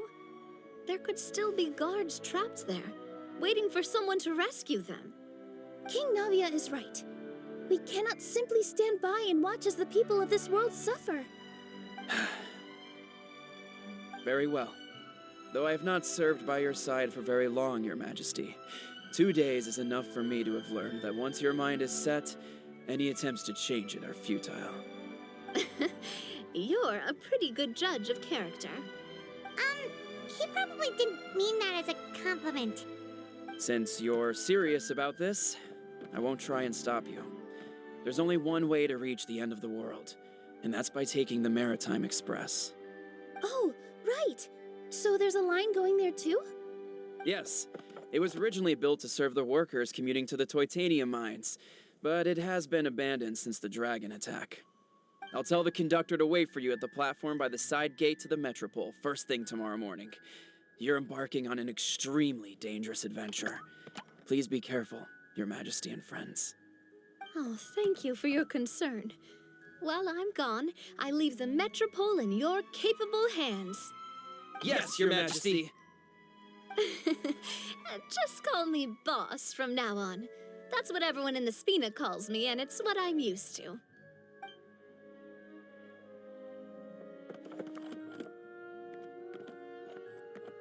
So, the plan for tomorrow is journey across the ocean, make it to the end of the world, and defeat a dragon. Whew, that's an adventure and a half. Do all storybook heroes have to work this hard? At least we'll get to see some amazing scenery along the way, right? Besides, we'll have each other. It'll be a shared experience that we'll never forget. Plus, we're pretty well equipped for a classic heroes versus dragon story. We got Miss Nilu as our magic caster, and I Guess I'm the melee warrior who leads the charge? Paimon can definitely see that. Anyway, those are tomorrow's problems. Right now, all Paimon wants is to eat a proper meal because worst case scenario, if Paimon ends up getting eaten by a dragon, she wants to do it on a full stomach. And something about the end of the world doesn't sound like a great place for food options. Well, the origami animals in the forest only drink magic tonic. What do the toy people here in Constellation Metropole eat? Vegetable oil and sawdust, I think. No!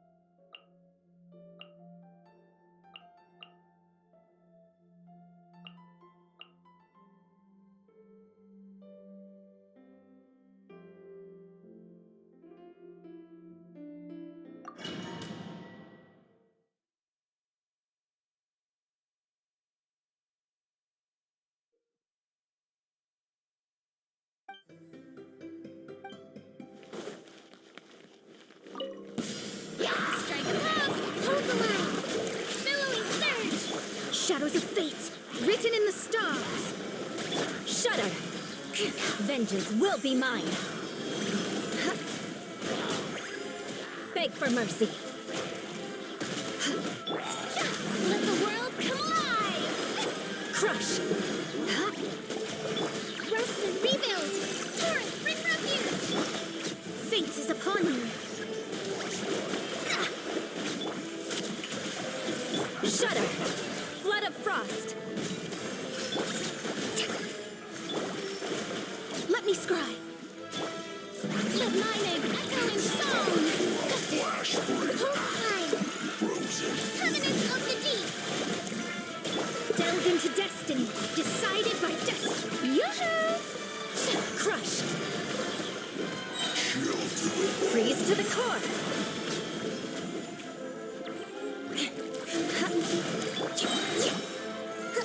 Uphill battle!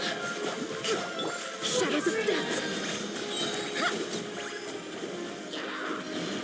Fate is upon you! Delve into... Me, billowing surge! Shower me with praise! Let the world come alive! Fake touche! Shudder! Vengeance will be mine! Crush! How dare you! Written in the stars! Hold the line! Covenant of the deep! Yoo-hoo! Let my name echo in song! Shudder!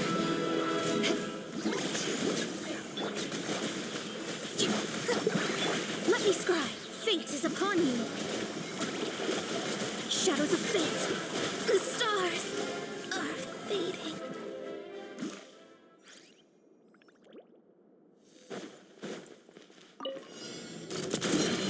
There is no escape! Right now, right here, right now.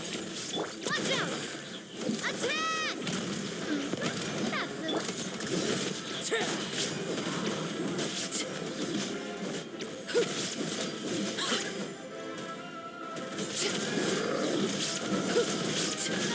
Right here, right now, right here. Shine down, torn to oblivion. Hey there! Attack! Watch out! Ha! Illusion shattered. Transfixed. Yeah.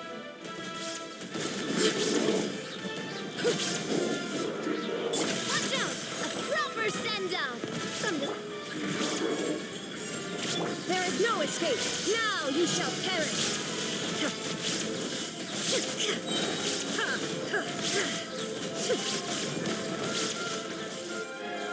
Emerge. Right here. Emerge. Watch out! A proper send-off! From the Cena with love! Overruled.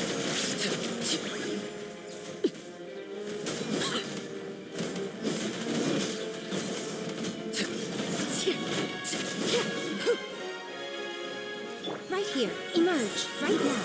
Illusion shattered. Transfixed.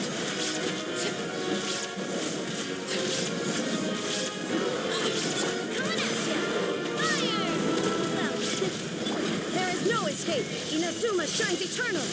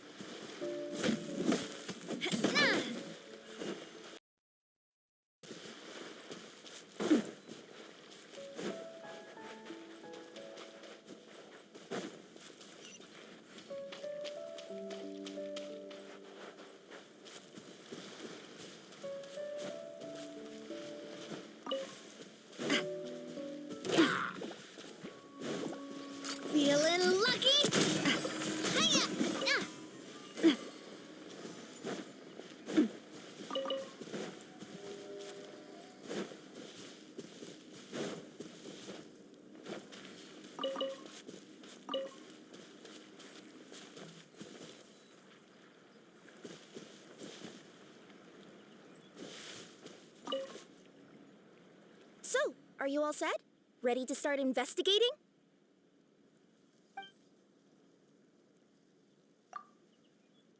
Great! Then let's go!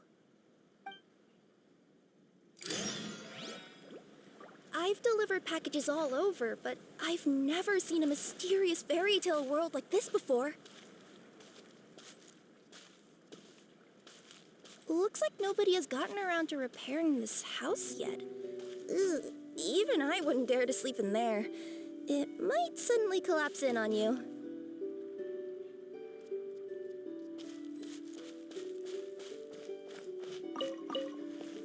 Nothing to see here either. Maybe we can find someone to ask? Aha! Over there! I bet we'll find some people there. Let's go take a look.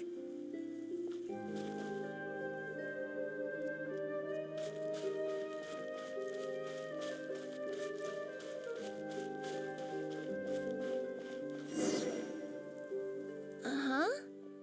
I was sure there'd be people here. There once was a goddess who ruled over fate. Before she died, she left 3 riddles for the kingdom she had created. What? Who said that? Long story short, on this day, a sentient feline, an outlander, and a diminutive pixie arrived on the scene. They saw a narrow path off to the side. Okay, but which side? Yeah, if you gave ambiguous instructions like that to a Comania Express courier, they'd give you the parcel right back and tell you to write the delivery address more clearly. Despite how obvious the answer was, the perplexed pixie and the flummoxed feline struggled to work it out. Although, perhaps a small part of the blame could be attributed to my dull narration. All right, let's try this again. The path on the left-hand side seemed to give off an enticing fragrance, as if to say, this is the way to wealth and glory. Ooh, that sounds like the start of a good story. Then what? Then what?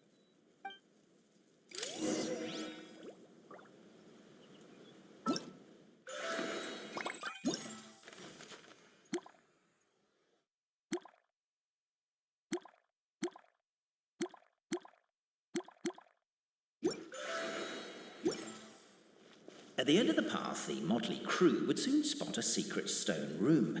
A prophecy had once foretold of a marquis who shall one day venture inside, and thus it is named the Future Marquis's Abode to Be. You like it? The Future Marquis's Abode to Be? Got a nice ring to it, doesn't it? That was a little bit boastful. But before you continue, I must warn you of the danger that lies ahead. For example, under no circumstances should you sit on the chair in the center. Otherwise, the consequences could be a bit embarrassing.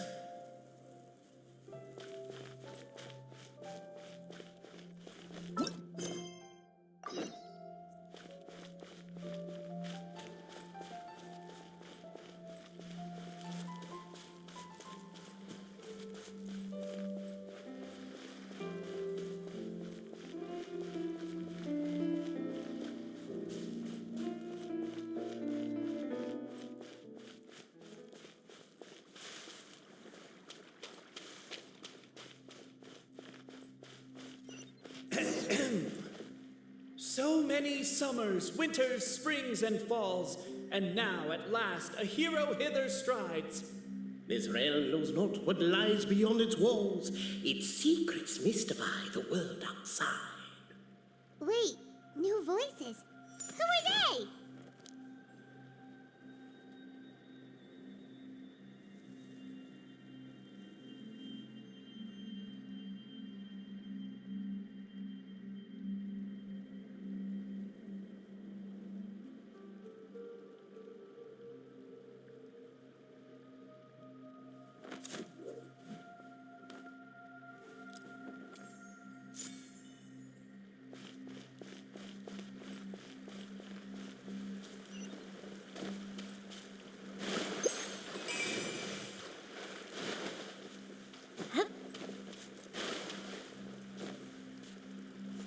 As...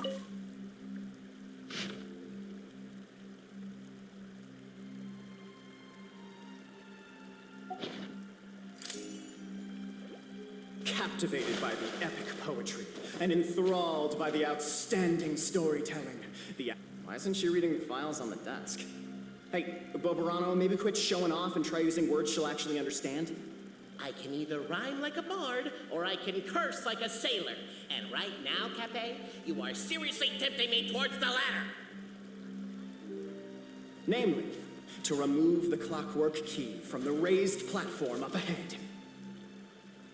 Cabe, I just realized you said we all had to speak like bards, but every time you open up your mouth, I don't hear any rhymes. Yeah, perhaps the Outlanders are worried that something drastic will happen the moment they remove it. Maybe that's why they're investigating the area thoroughly first. Can't fault them for that. I'm wondering if we can take advantage of this downtime to discuss whether we really need to keep this up. Oh, if you guys don't want to put on a voice and speak in verse, be my guest. Just don't blame me for your own poetic incompetence.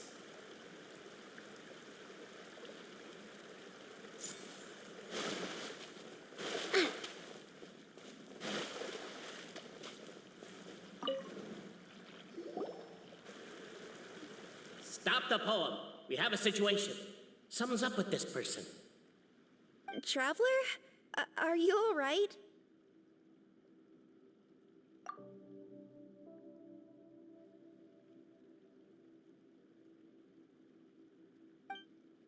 Come on, you can do it! This can't be how our story ends.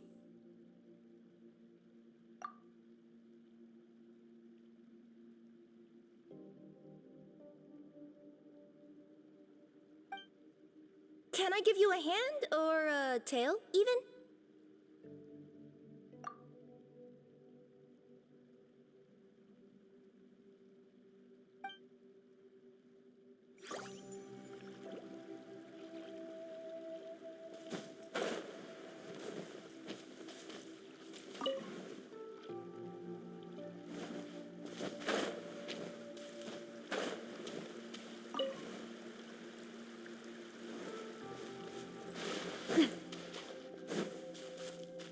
With wood and earthenware strewn all around, the demon feline's fury can't be quelled, reducing them to rubble on the ground. No, you don't. I wrote that line. Don't start plagiarizing me just because you can't take a bit of criticism. Look, let's not put form over content here. It's not about the rhymes. It's about making sure the Outlanders focus on the clockwork key on that platform. I told you already, stop calling me demon feline!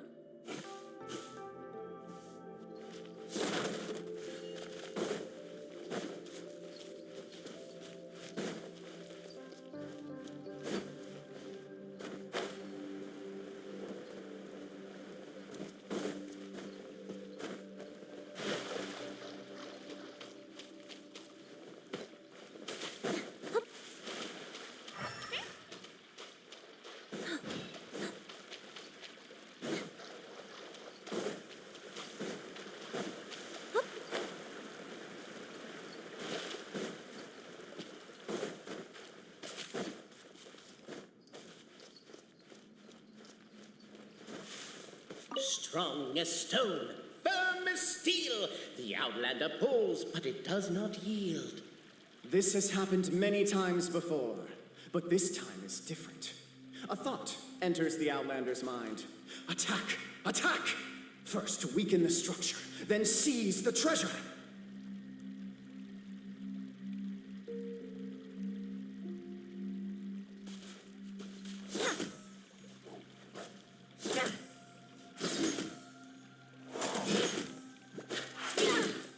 The attack now over.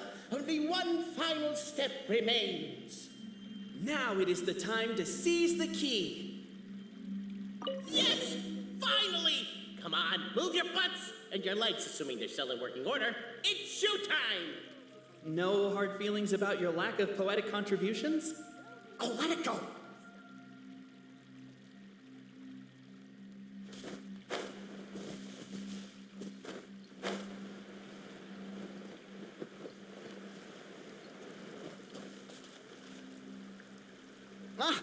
Welcome, esteemed and noble Outlander. Allow us to introduce ourselves. We represent the 3 great clans of this realm, having been selected as its authorized historical supervisors.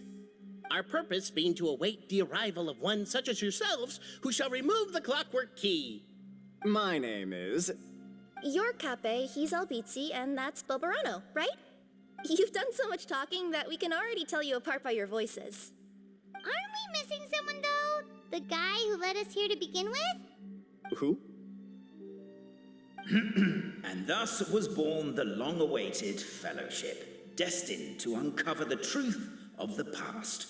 Allow me to quote, if I may, in the history of Constellation Metropole, a new page has begun. Him. Well, there's no 4th person, so which of you is the ventriloquist? Come on, out with it.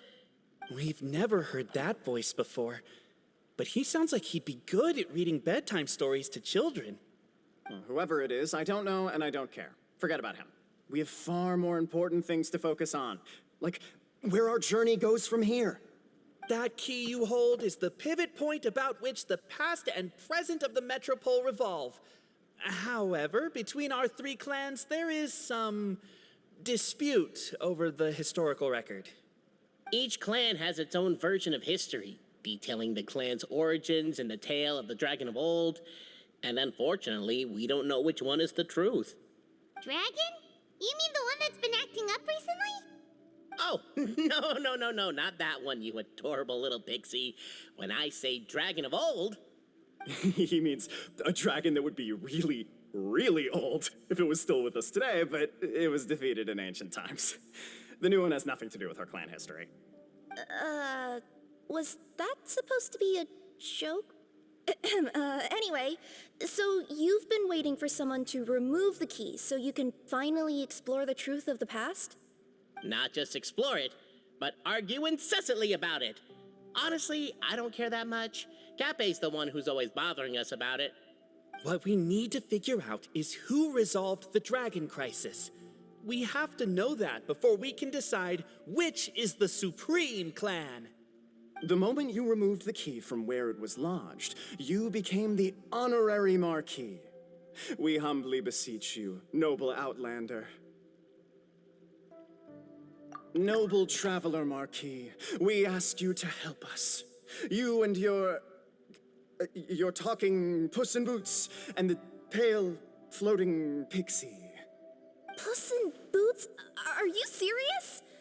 It's better than demon feline, but still. Embrace it, my friend, embrace it.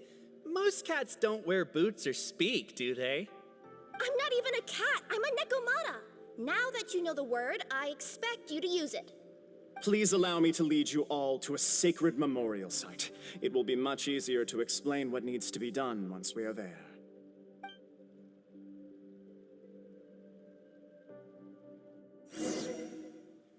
This place is sacred to my clan. It's where our brave forefathers once took up arms against the dragon of old. After a bitter battle that dragged on for many days and nights, finally, our forefathers fought the dragon into submission, and it fled.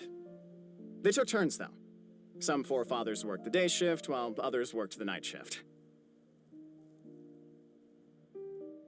So they say. It's just a legend, though. Wait a second? Did I just hear you admit that your clan's history is just a legend? History, legend, who cares? My clan was definitely courageous, that's the point. That's the truth. And isn't the truth what we've all been arguing about non-stop for all these years? Cape's words gave the traveler food for thought. Could it be that the truth in a fictional world is equivalent to fiction in the real world? But that would have to wait. Apparently, Cape was not alone in his pilgrimage to this sacred site.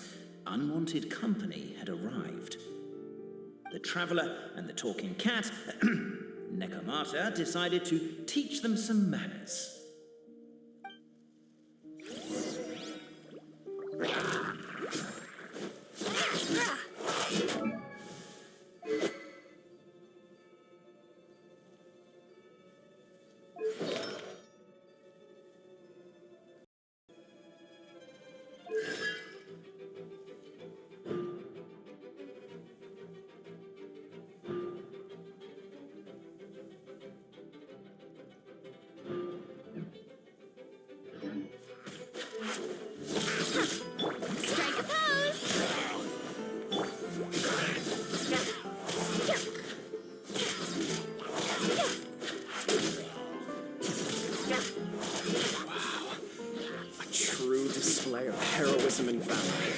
It was as if the spirits of my ancestors were fighting through me. Here's a thought. Could be wrong, but maybe the Traveler Marquis is a lot more powerful than your ancestors. Technically, by saying that, aren't you implicitly acknowledging that my clan's history...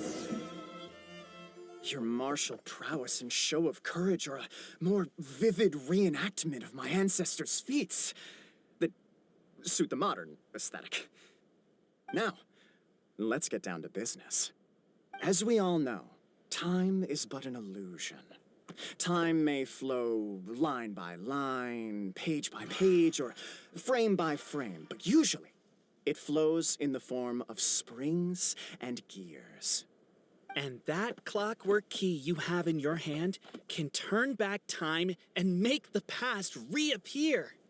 Well, actually, my view is that the illusion of time is more of a problem of consciousness. Gears power the body, while the body is the vessel of the conscious mind. But the mind cannot understand the dimension of time, so we experience instead an endless continuum of moments as the pinion of now turns along the rack of ages. I'm getting flashbacks to when I was delivering packages to the Sumeru Academia. A teacher once asked Albizzi what his greatest fear was, and he replied, dragons. Boberano was asked the same question. He replied, time, and repeated the argument we just heard. The teacher then turned to Cape and posed the same question. He replied, Boberano. The manuscript that tells the truth of the historical record, the blueprint to all of creation, the work of the great mage themselves. It can be found at the beginning of the gear rack, and on the very first page of the book. Paimon didn't follow all that, but basically, you're just saying that we need to put the key in and turn it all the way back? Exactly. It is said that in the beginning, the goddess of creation took the goddess of fate's manuscript as a blueprint, placed it under the goddess of prophecy's starry realm, and generated the world from a few magic arrays. So in a few moments, when the great clockwork key turns the local time here back to the very beginning, we will restore the magic arrays back to their original configurations. Hold on, isn't stealing part of the blueprint of creation a little dangerous? Also, how are we supposed to know the original configurations of the magic arrays?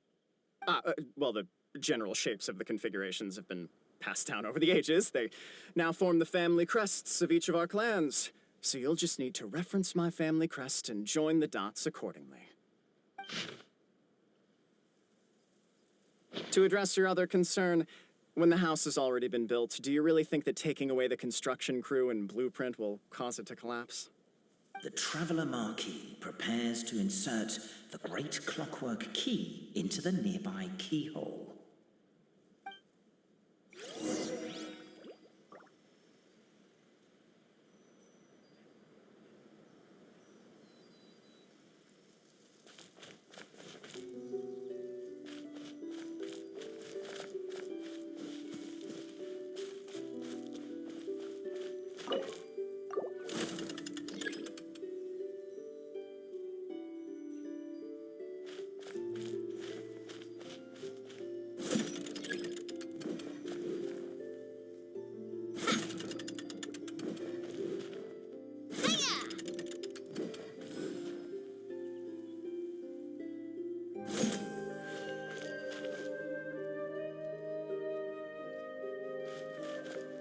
I guess we should start here?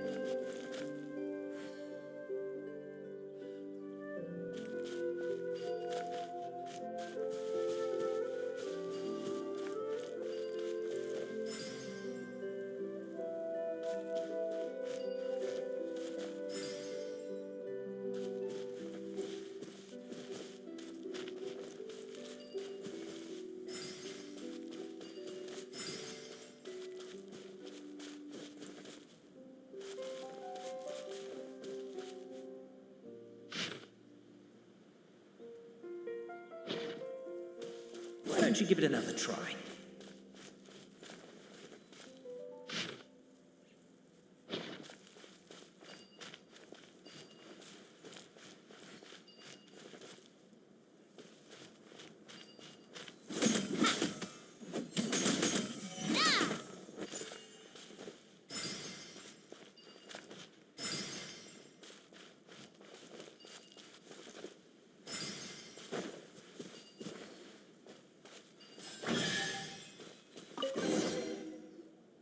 Behold, the sacred writings that record the truth of... No, wait. That have shaped the truth of history. Gather round and let us bear witness.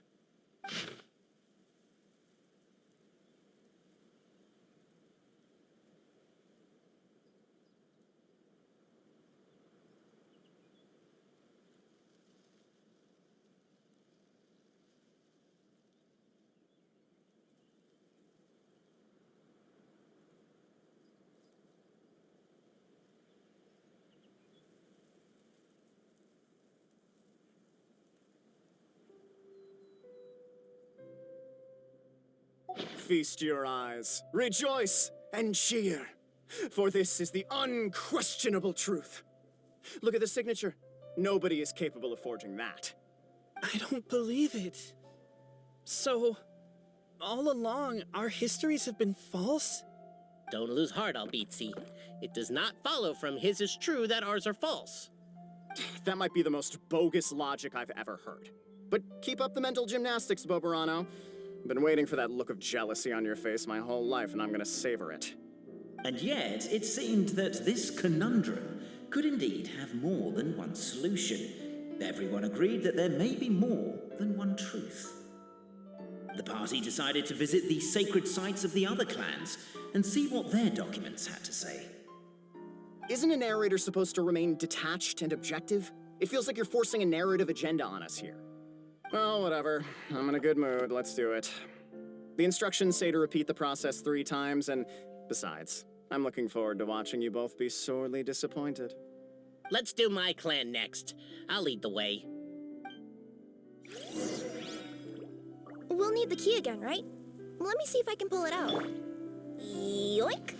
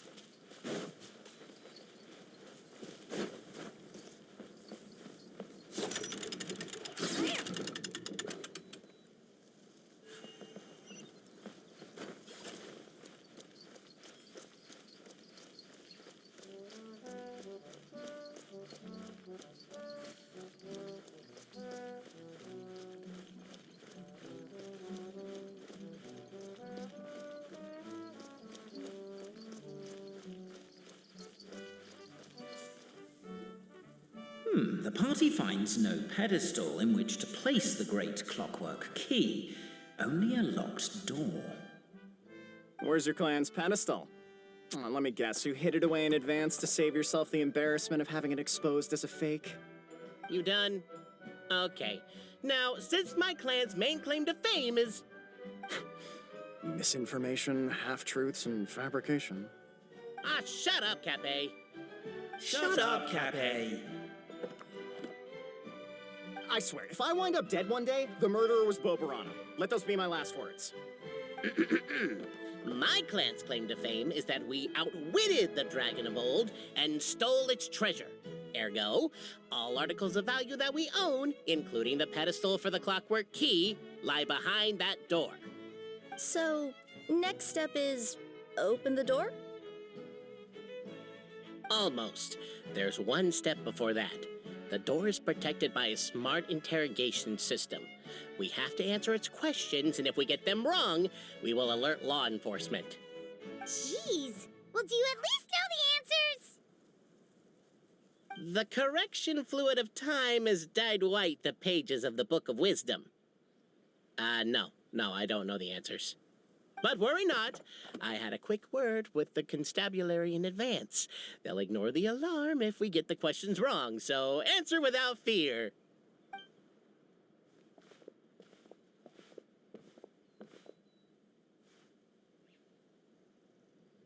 Question 1. Who is it?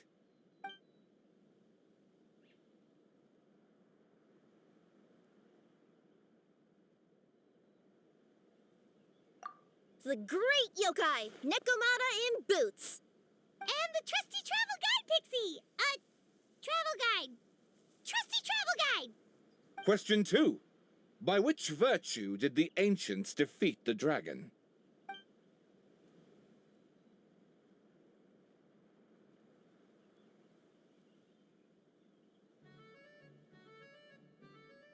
Oh, no, don't say that. Even though the writings you saw do prove that bravery has its uses. You do realize we can hear everything you're saying, right? If you say it out loud, you'll only set those three off arguing again. Thinking it is fine, but please promise me you won't say it. Question 2. By which virtue did the ancients defeat the dragon?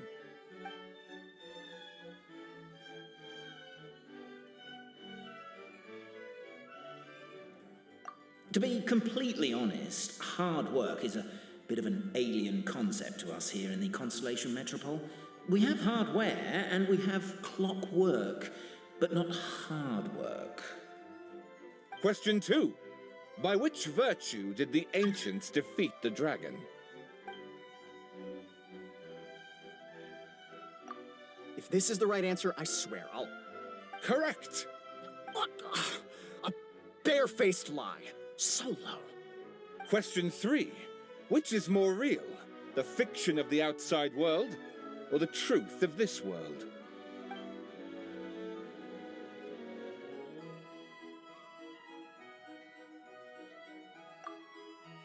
Hear, hear! Who can be sure that the outside world isn't just a dream, and that when the dreamer wakes up, they won't just find themselves inside a novel? There is no way to know, therefore both are equally real. All correct. You may have the key pedestal.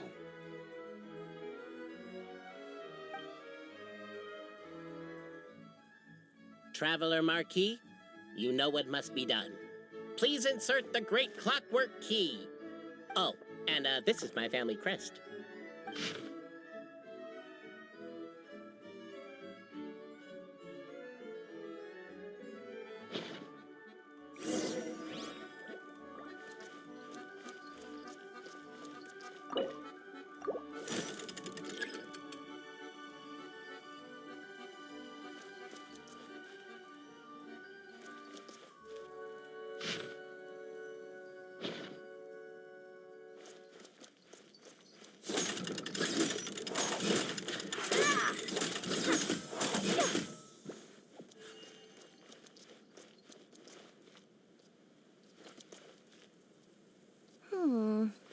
Do we really need this one?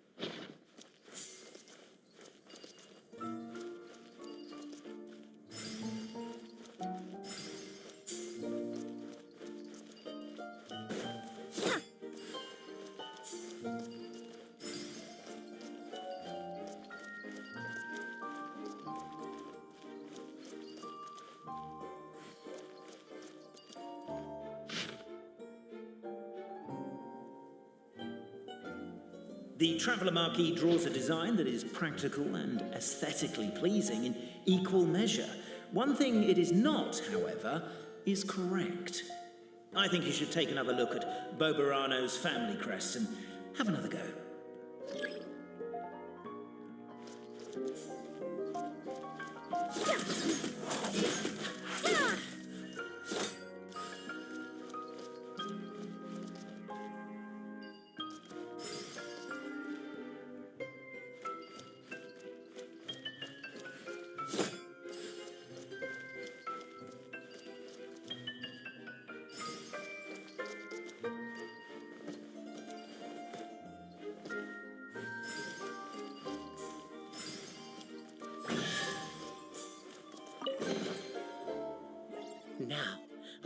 me see what elaborate fiction the Clan of Wisdom was able to conjure up. If anyone's listening, I would like to submit these as my last words. I surrender. I'm the one who murdered Cappy.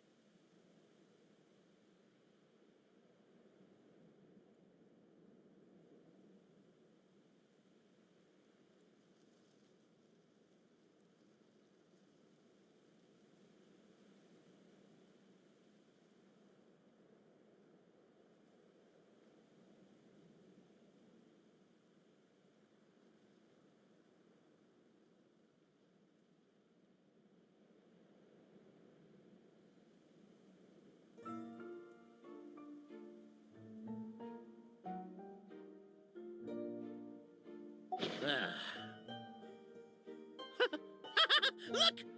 My clan's history is true as well! There's that same unforgeable signature again, right here! What? Oh, does this mean that my clan is the only odd one out? Given that my clan's wisdom is such a subject of ridicule in your eyes, I will now appeal to my own personal intelligence, which I believe far surpasses that of my clan at large, and make a prediction. It seems likely that the claims made by each of our clans regarding their history and virtue are all true. Oberano? How can that be? Oh, I get what's going on. Once, when I was drinking with Gujiyai, she bet me a round of dried fish that I couldn't guess which cup the umeboshi was under. Whichever one I guessed, I was always wrong, and Gujiyai would lift a different cup to reveal the umeboshi. But then, I learned later from one of the shrine maidens, Miyuki, that all of the cups had an umeboshi under them. Just goes to show, I still got a long way to go before I become a great yokai. Oh, don't mind Fox Lady. That's just her way of teasing you.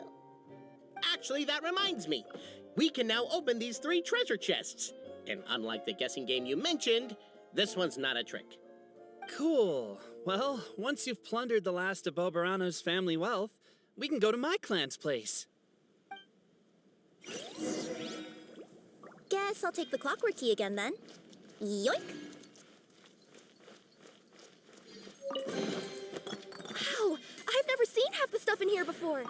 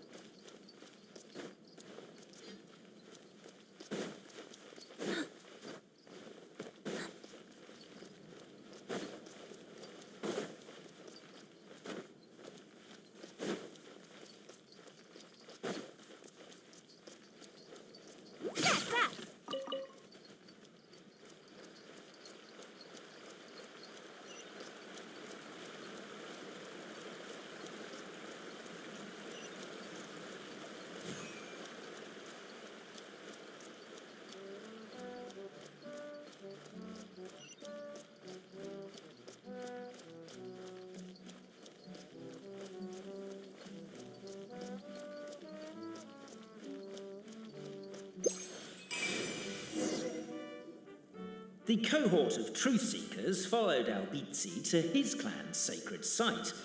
They arrived to the site of a giant guard towering over them. Up ahead is my clan's gigantified guard. He can be a little pig-headed, and he's incredibly strong. Your weapons won't even scratch him.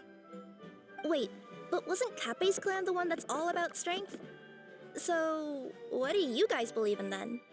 Oh, the guard is one of Kappei's people. Size is a coveted trait in the clan of strength, after all. Mine is the clan of empathy, and our key contribution is growth serum. What's empathetic about that?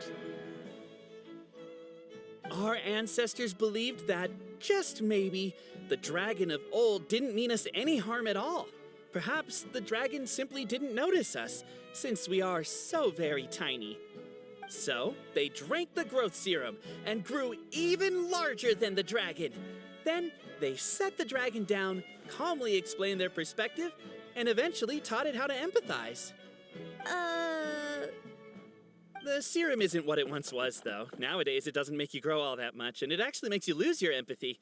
So, I advise we take a detour. Despite Albizzi's words of caution, somebody, no doubt, has other ideas. Surely we could avoid a conflict with the guard, they think to themselves, if we could just try to understand one another. You could, of course, just take the path to your left and go around. But some people are gluttons for punishment. It's all part of the experience, I suppose.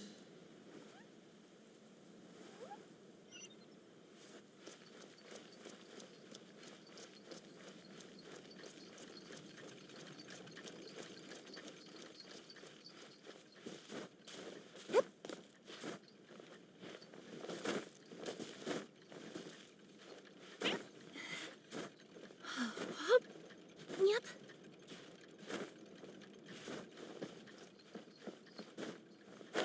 Determined, presumably, to always do what is right and never do what is not right, the Marquis refused to take the path on the left.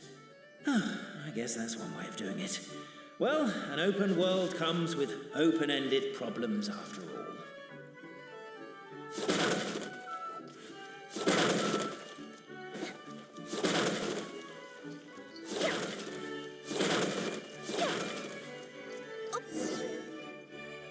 We should be getting close. Why is this place so full of junk? Are you the kind of people who never throw away the box when you buy something because you're worried you won't be able to return it without the original packaging? We'll never find the Oracle Pillars in all this mess. Never mind that. We have a more pressing issue. It seems there's a slight problem with my clan's family crest. The Marquis may need to utilize their wisdom to solve the issue.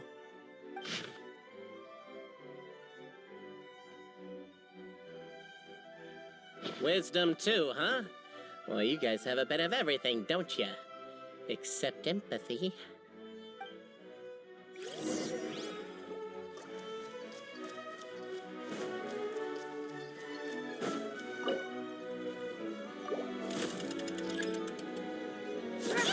Keep the noise down! We don't want to alert the guard.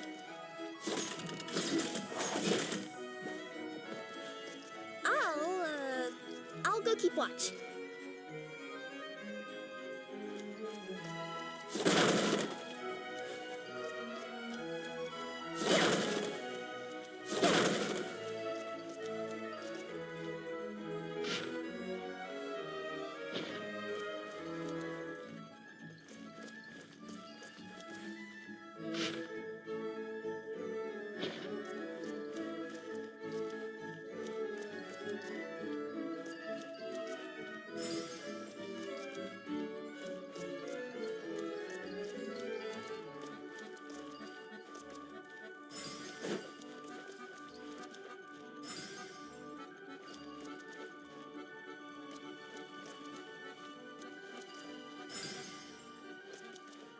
Apparently that was incorrect. But don't blame yourself, it's Albizzi's clan's fault for taking terrible care of their family crest.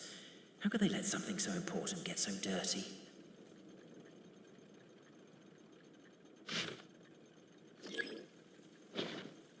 Let me see.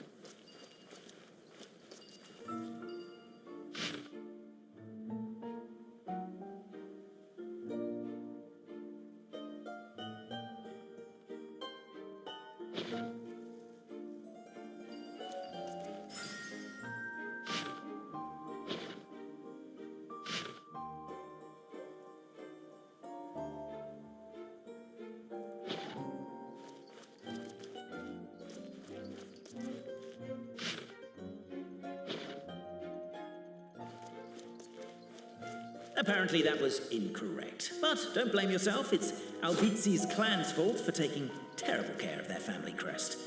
How could they let something so important get so dirty?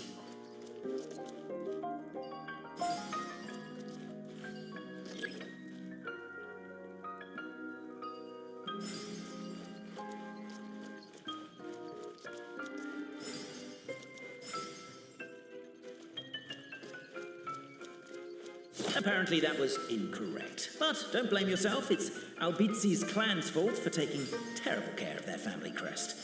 How could they let something so important get so dirty?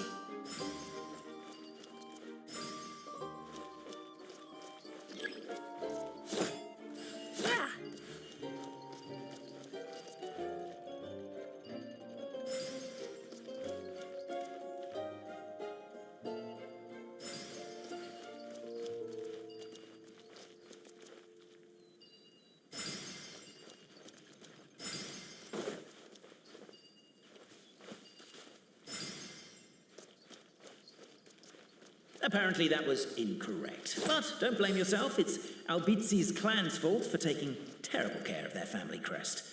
How could they let something so important get so dirty?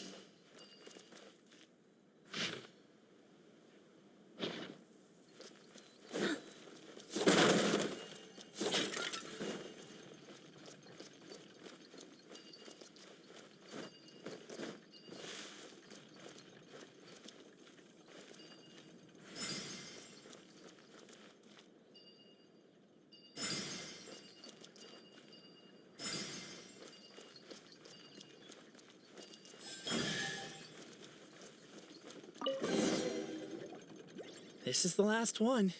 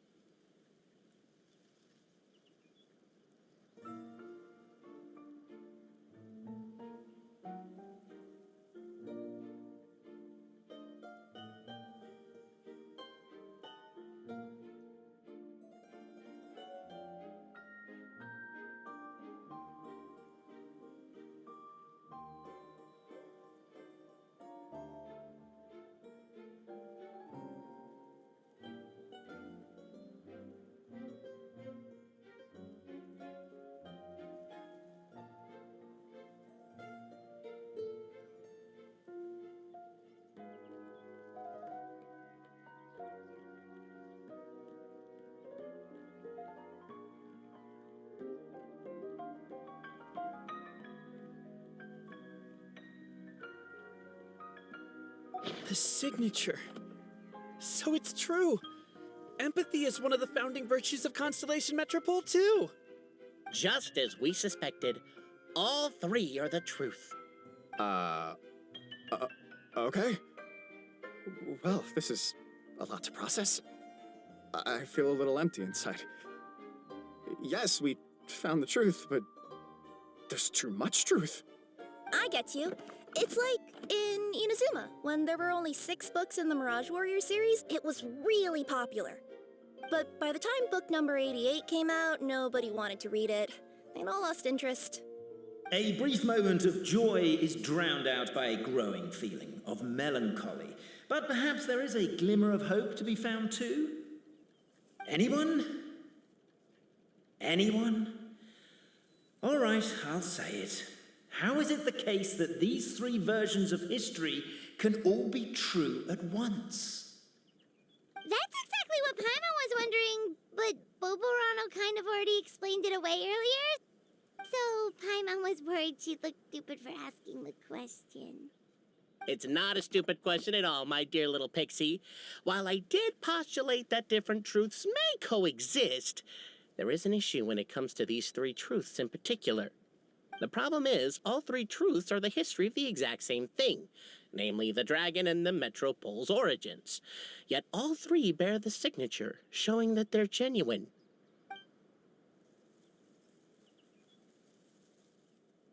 Suddenly, the sound of a bell rings out.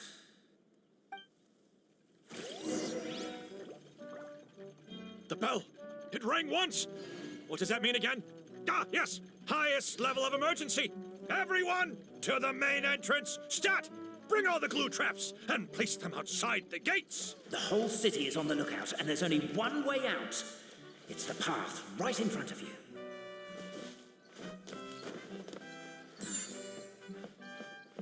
Why'd they ring the bell anyway? Also, why is one ring the highest level of emergency? Obviously, because you have to respond fast when it's an emergency. It'd be a bit too late if they waited till the 99th ring.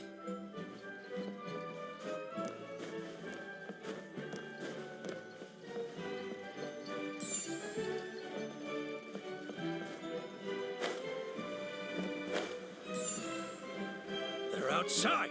After them.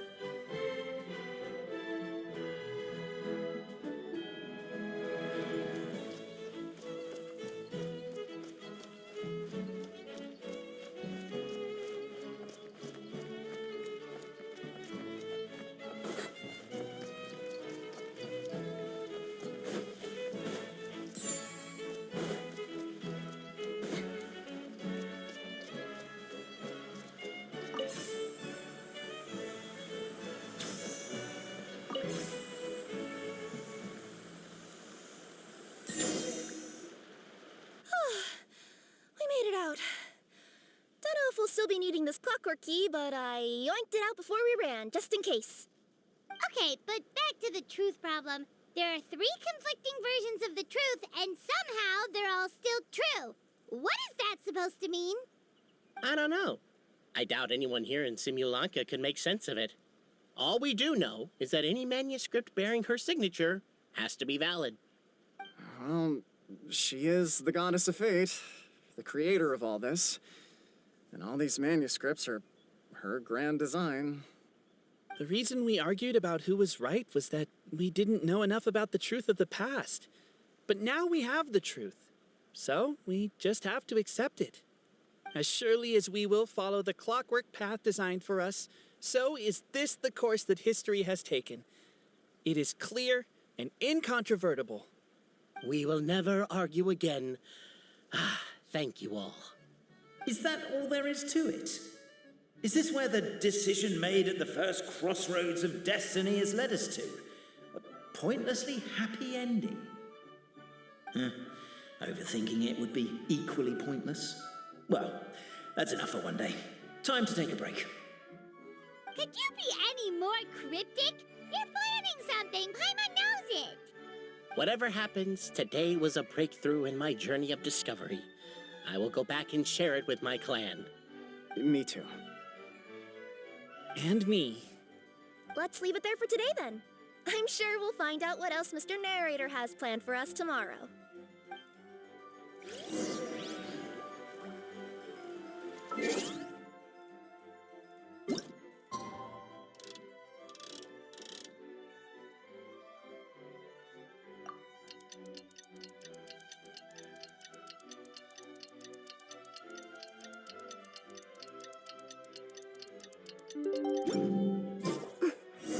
What a beautiful day, thought the traveller, before she was overcome by a creeping sense of foreboding.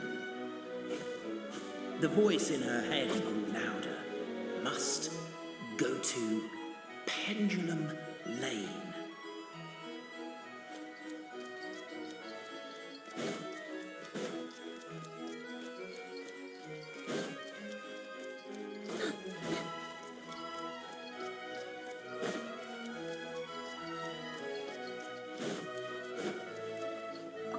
Captain, do you need help with anything? Why do you ask? Because Her Majesty the King, the revered boss herself, has personally advised me to help the people around me. And, well, you're around me. You're right here. Right there. Sorry, that was just me trying to liven things up a little. Anyway, I think we should head out and see if the residents of the city need our assistance. Good idea. I will lead the way.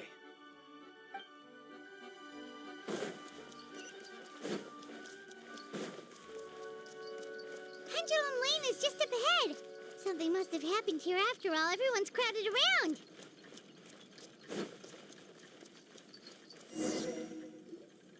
Oh my god, this is terrible!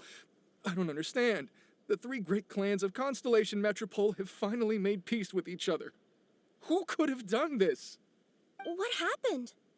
Oh no, someone's lying on the ground. Cappe! How did this happen? Cappe, you idiot! Wake up! You need to revise your last words or everyone's gonna start suspecting me! Last words? What did he say? If I wind up dead one day, the murderer was Boberano.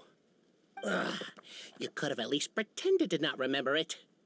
I'm sorry, Boberano, but this is an interrogation.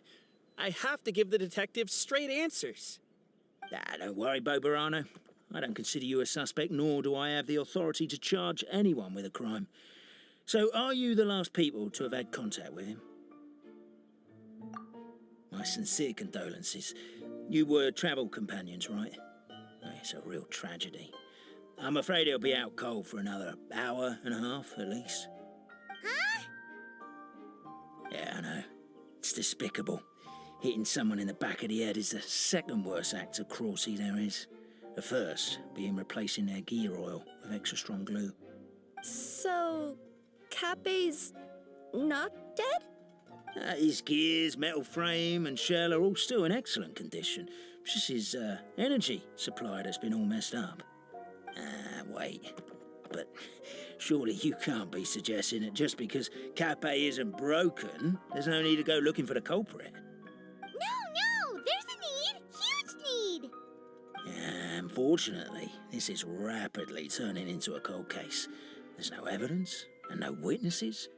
Unless there's an official clockwork pedestal, the goddess of prophecy around here somewhere. Excuse me. Then suddenly the long-lost dragon of old flew across the sky. Where? I didn't see anything. Wait, why can't I move? Oh, my mistake. It was just a cloud. Or a bird. Or something. If only we could turn time backwards and replay the crime. Isn't that one of those, clockwork socket things right behind you? So it is. No wonder everyone here is suddenly struggling to move. Traveller, if you please, let's recreate the crime scene.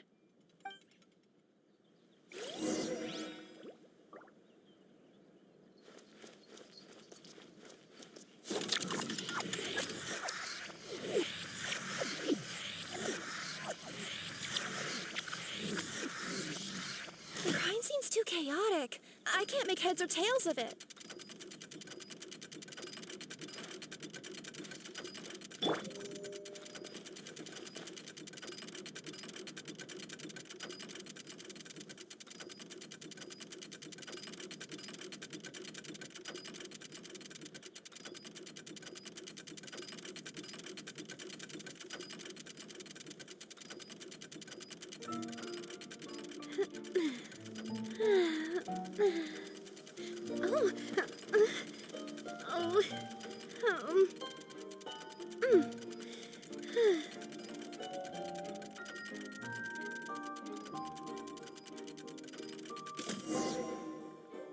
Well, that clears it up. Cappe was walking along the street, and he suddenly collapsed. He was faking it. What? So case closed? Aren't you supposed to investigate a little more first? Well, we literally replayed the crime scene and saw it with our own eyes. There's no need for any evidence gathering or powers of deduction now. And besides, maybe the truth is inherently strange by nature. Like how Constellation Metropole has 3 histories, each of which is the truth. But didn't you say Cappe was struck in the back of the head and knocked unconscious? For all I know, he could have bashed his head against a toilet bowl before leaving the house, then walked here in a daze before finally passing out. As for why he might have done that, my guess is...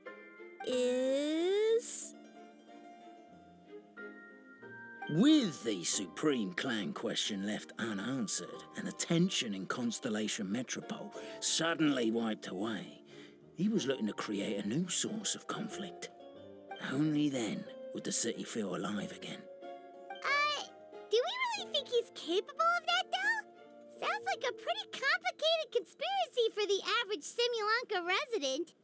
Traveler, something about the crime scene isn't sitting right with me. It just seems unnatural. Also, anything outside of the immediate area won't have appeared in the replay. Is it possible that something was missing from the scene? Why don't we search the area? Wait, what are you doing? Oh, we're gonna head to Catbay's house to check the toilet bowl for signs of an impact.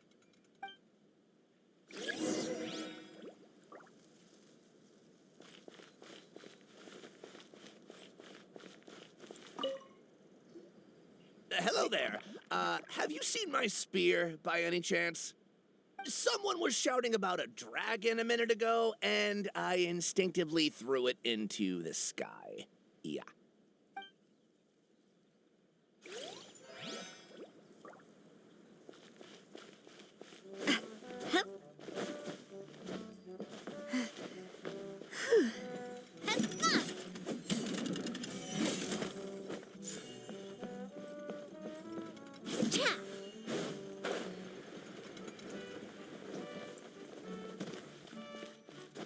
A pickaxe? What is it doing all the way down here? There's gotta be a story behind it. Let's take it.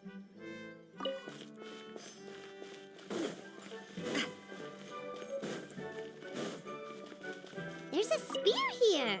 It looks so mysterious. Let's take it.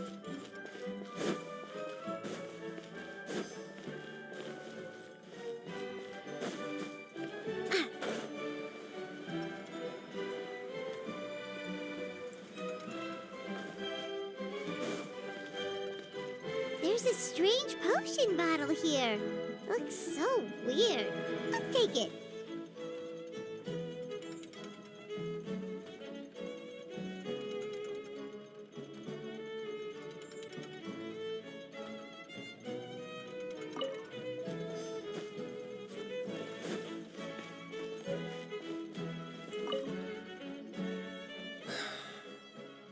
Come here.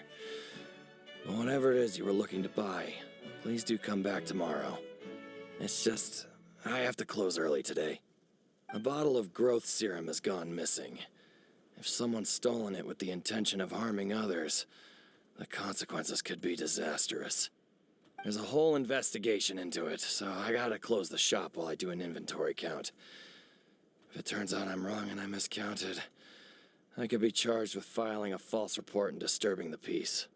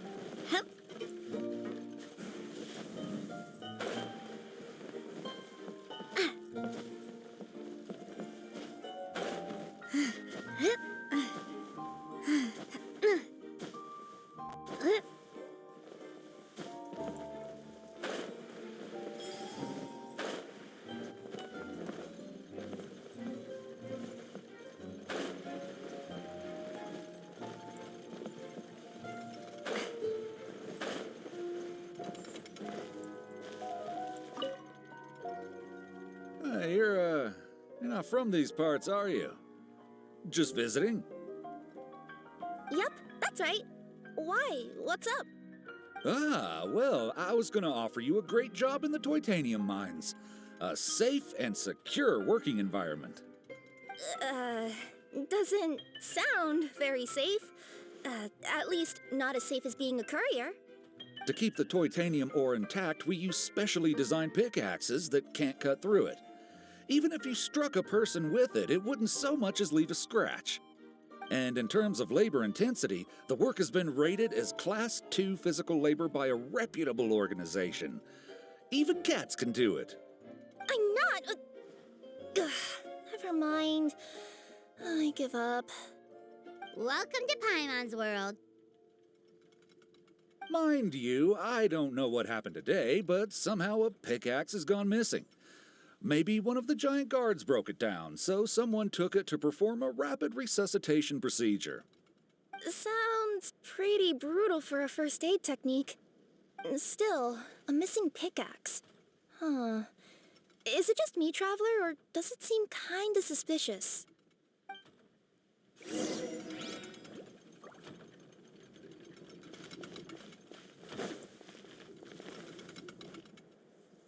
Let's say one of these was the weapon used in the assault. Which one do you think it is?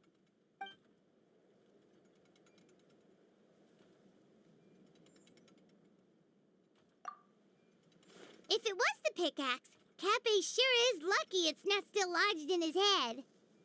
Actually, you're wrong there, Paimon. The foreman at the mine was just saying, this kind of pickaxe is designed not to damage titanium, so it couldn't cause any superficial damage to residents here. But you could probably knock someone out if you hit them hard enough, and it wouldn't leave a scratch. Let's take this back to the crime scene and replay it one more time. Ah, you're back. How was the toilet at Cape's house? Toilet? What about it? Oh, yeah, forget that. What's this about? What are you trying to say? We thought the way Cape fell looked odd, so we searched the area for suspicious items and found this. It could have been deliberately placed out of range of the crime scene so it wouldn't show up when we replayed it. Now we've retrieved it, we were gonna replay it again. You don't mind, do you? Oh, I just remembered I forgot to turn off the clockwork switch in my kitchen. Yeah, I think I'll just, Oh, no, you stay right there.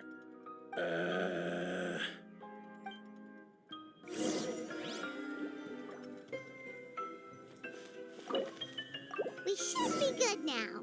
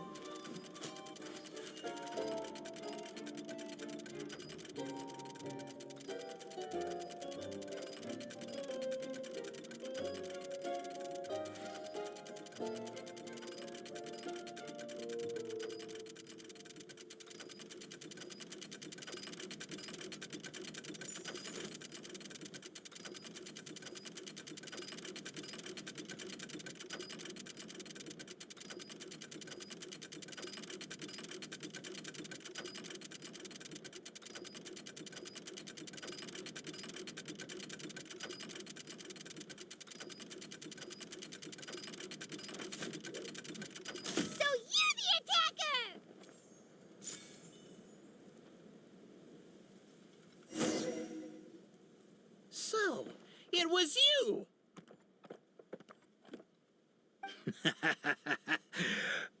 I would congratulate you for cracking the case, but since I did such an abysmal job of covering my tracks, it didn't exactly have your work cut out for you. So, all I can say is... Catch me if you can!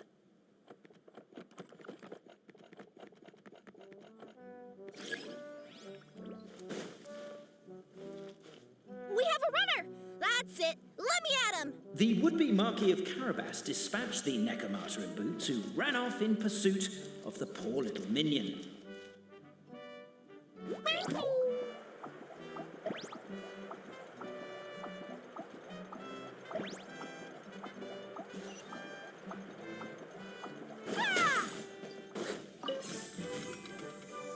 The minion's poor little lower back was protesting painfully against the intense physical activity. He decided to take the elevator, giving him a moment to catch his breath.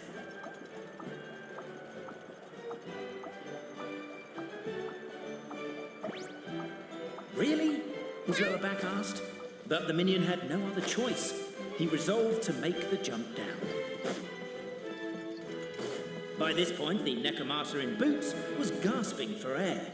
The minion was huffing and puffing, even more loudly. But we'll ignore that. I'm not!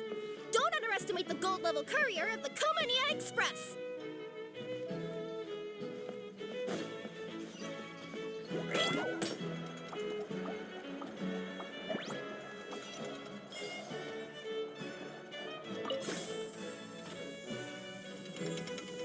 A characteristically catty response from the Necromata. Tell me, what do you hope to gain from bullying me? I get to let off some steam!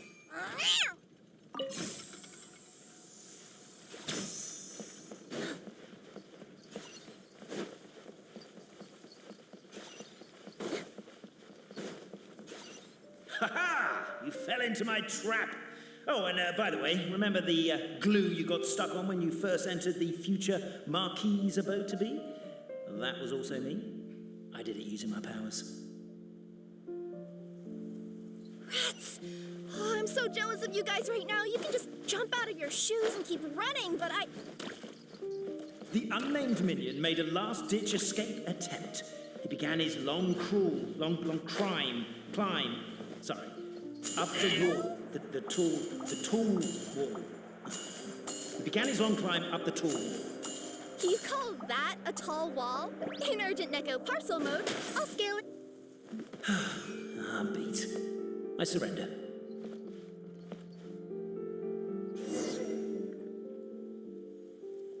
You've got nowhere left to run. All right.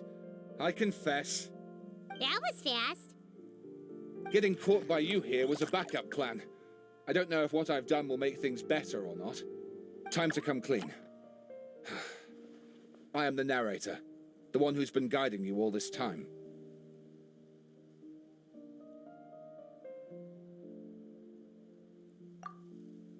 You're overdoing it a little bit there.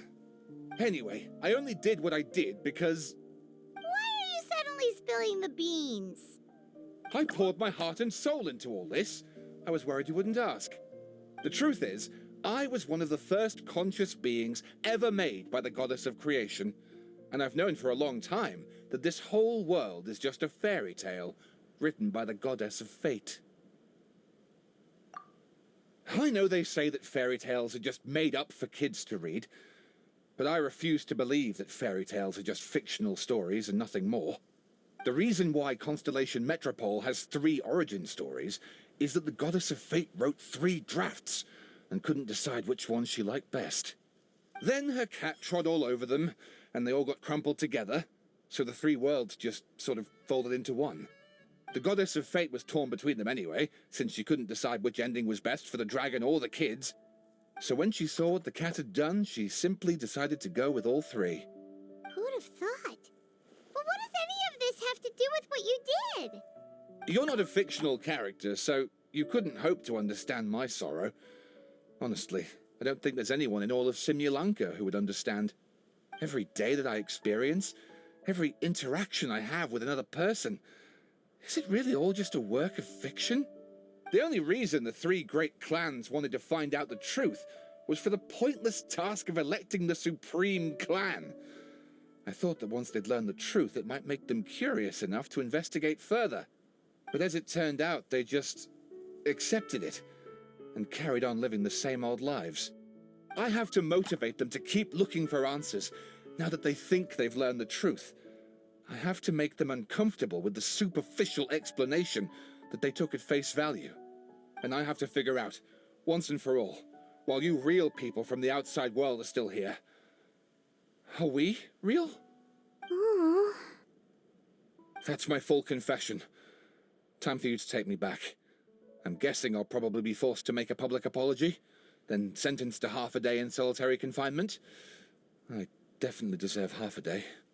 Oh, also, pass this message on to Cape, Bobarano, and Albizzi, if you could. The Great Clockwork Key was originally put in place jointly by the ancestors of the 3 clans. If the 3 of them had any ability to cooperate whatsoever, they'd have been able to remove it by themselves. Over all these years, Not once have they ever tried removing it together. Oh, my poor child. There's one thing you've been mistaken about this whole time. Ah! Whose voice is that?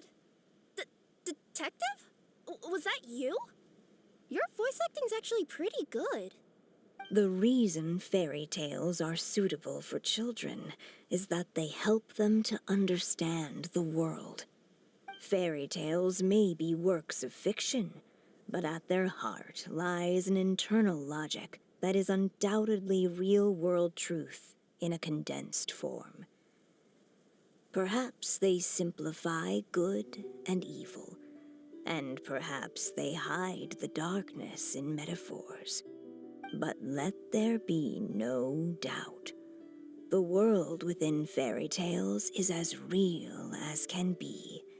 And by extension, you and your compatriots are also real.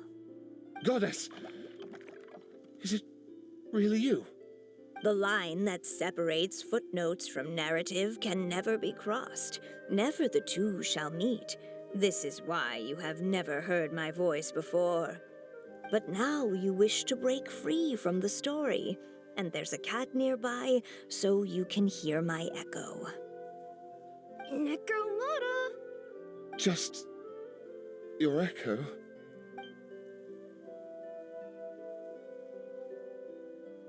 Oh, poor detective. So, we are a part of the real world too.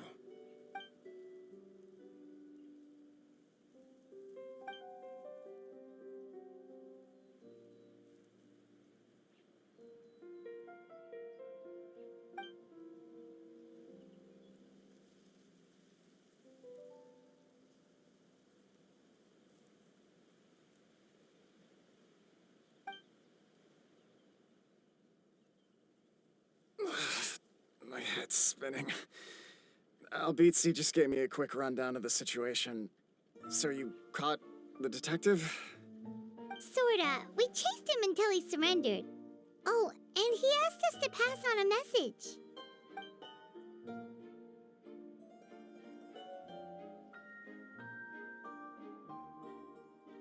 Does he really think we didn't try that? 'Cause we did, after 6 months in that place. Ah, that was my bad. I thought it was a stupid idea at the time, so I didn't really exert myself. I also sort of stopped trying after 3 years.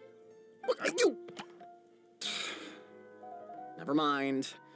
I'm partly to blame as well. On the second attempt, I just hugged the key and pretended like I was pulling as hard as I could. You guys are so lazy. My granny's neighbor's pet cat has nothing on you, and it spends all day, every day sunbathing. Anyway, you said you heard the voice of the Goddess of Fate at the end? That's amazing. There is a world beyond our own after all. What would you guys say to taking a trip to the outside world sometime? Otherwise, I got bashed in the back of the head for nothing. Depends. Do either of you know how to get there? But yes, I agree we should go. And not invite the detective, just to annoy him. But maybe the reason we've never worried about whether we're real or not is that, unlike him, we weren't there to witness the creation of this world. We've never had any reason to doubt that we're real. If someone ever convinced me that these delightful dimwits, Cape and Albizzi, weren't real, I'd be devastated.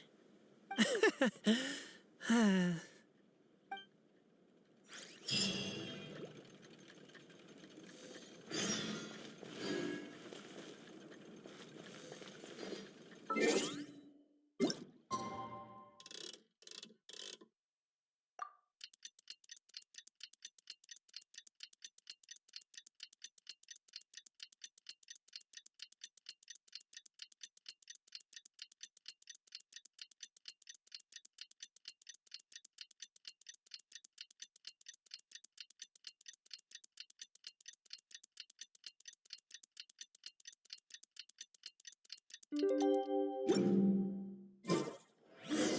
do love Spina di Rosula's logo. It was designed by my mother. Have you noticed how it's shaped like a heart?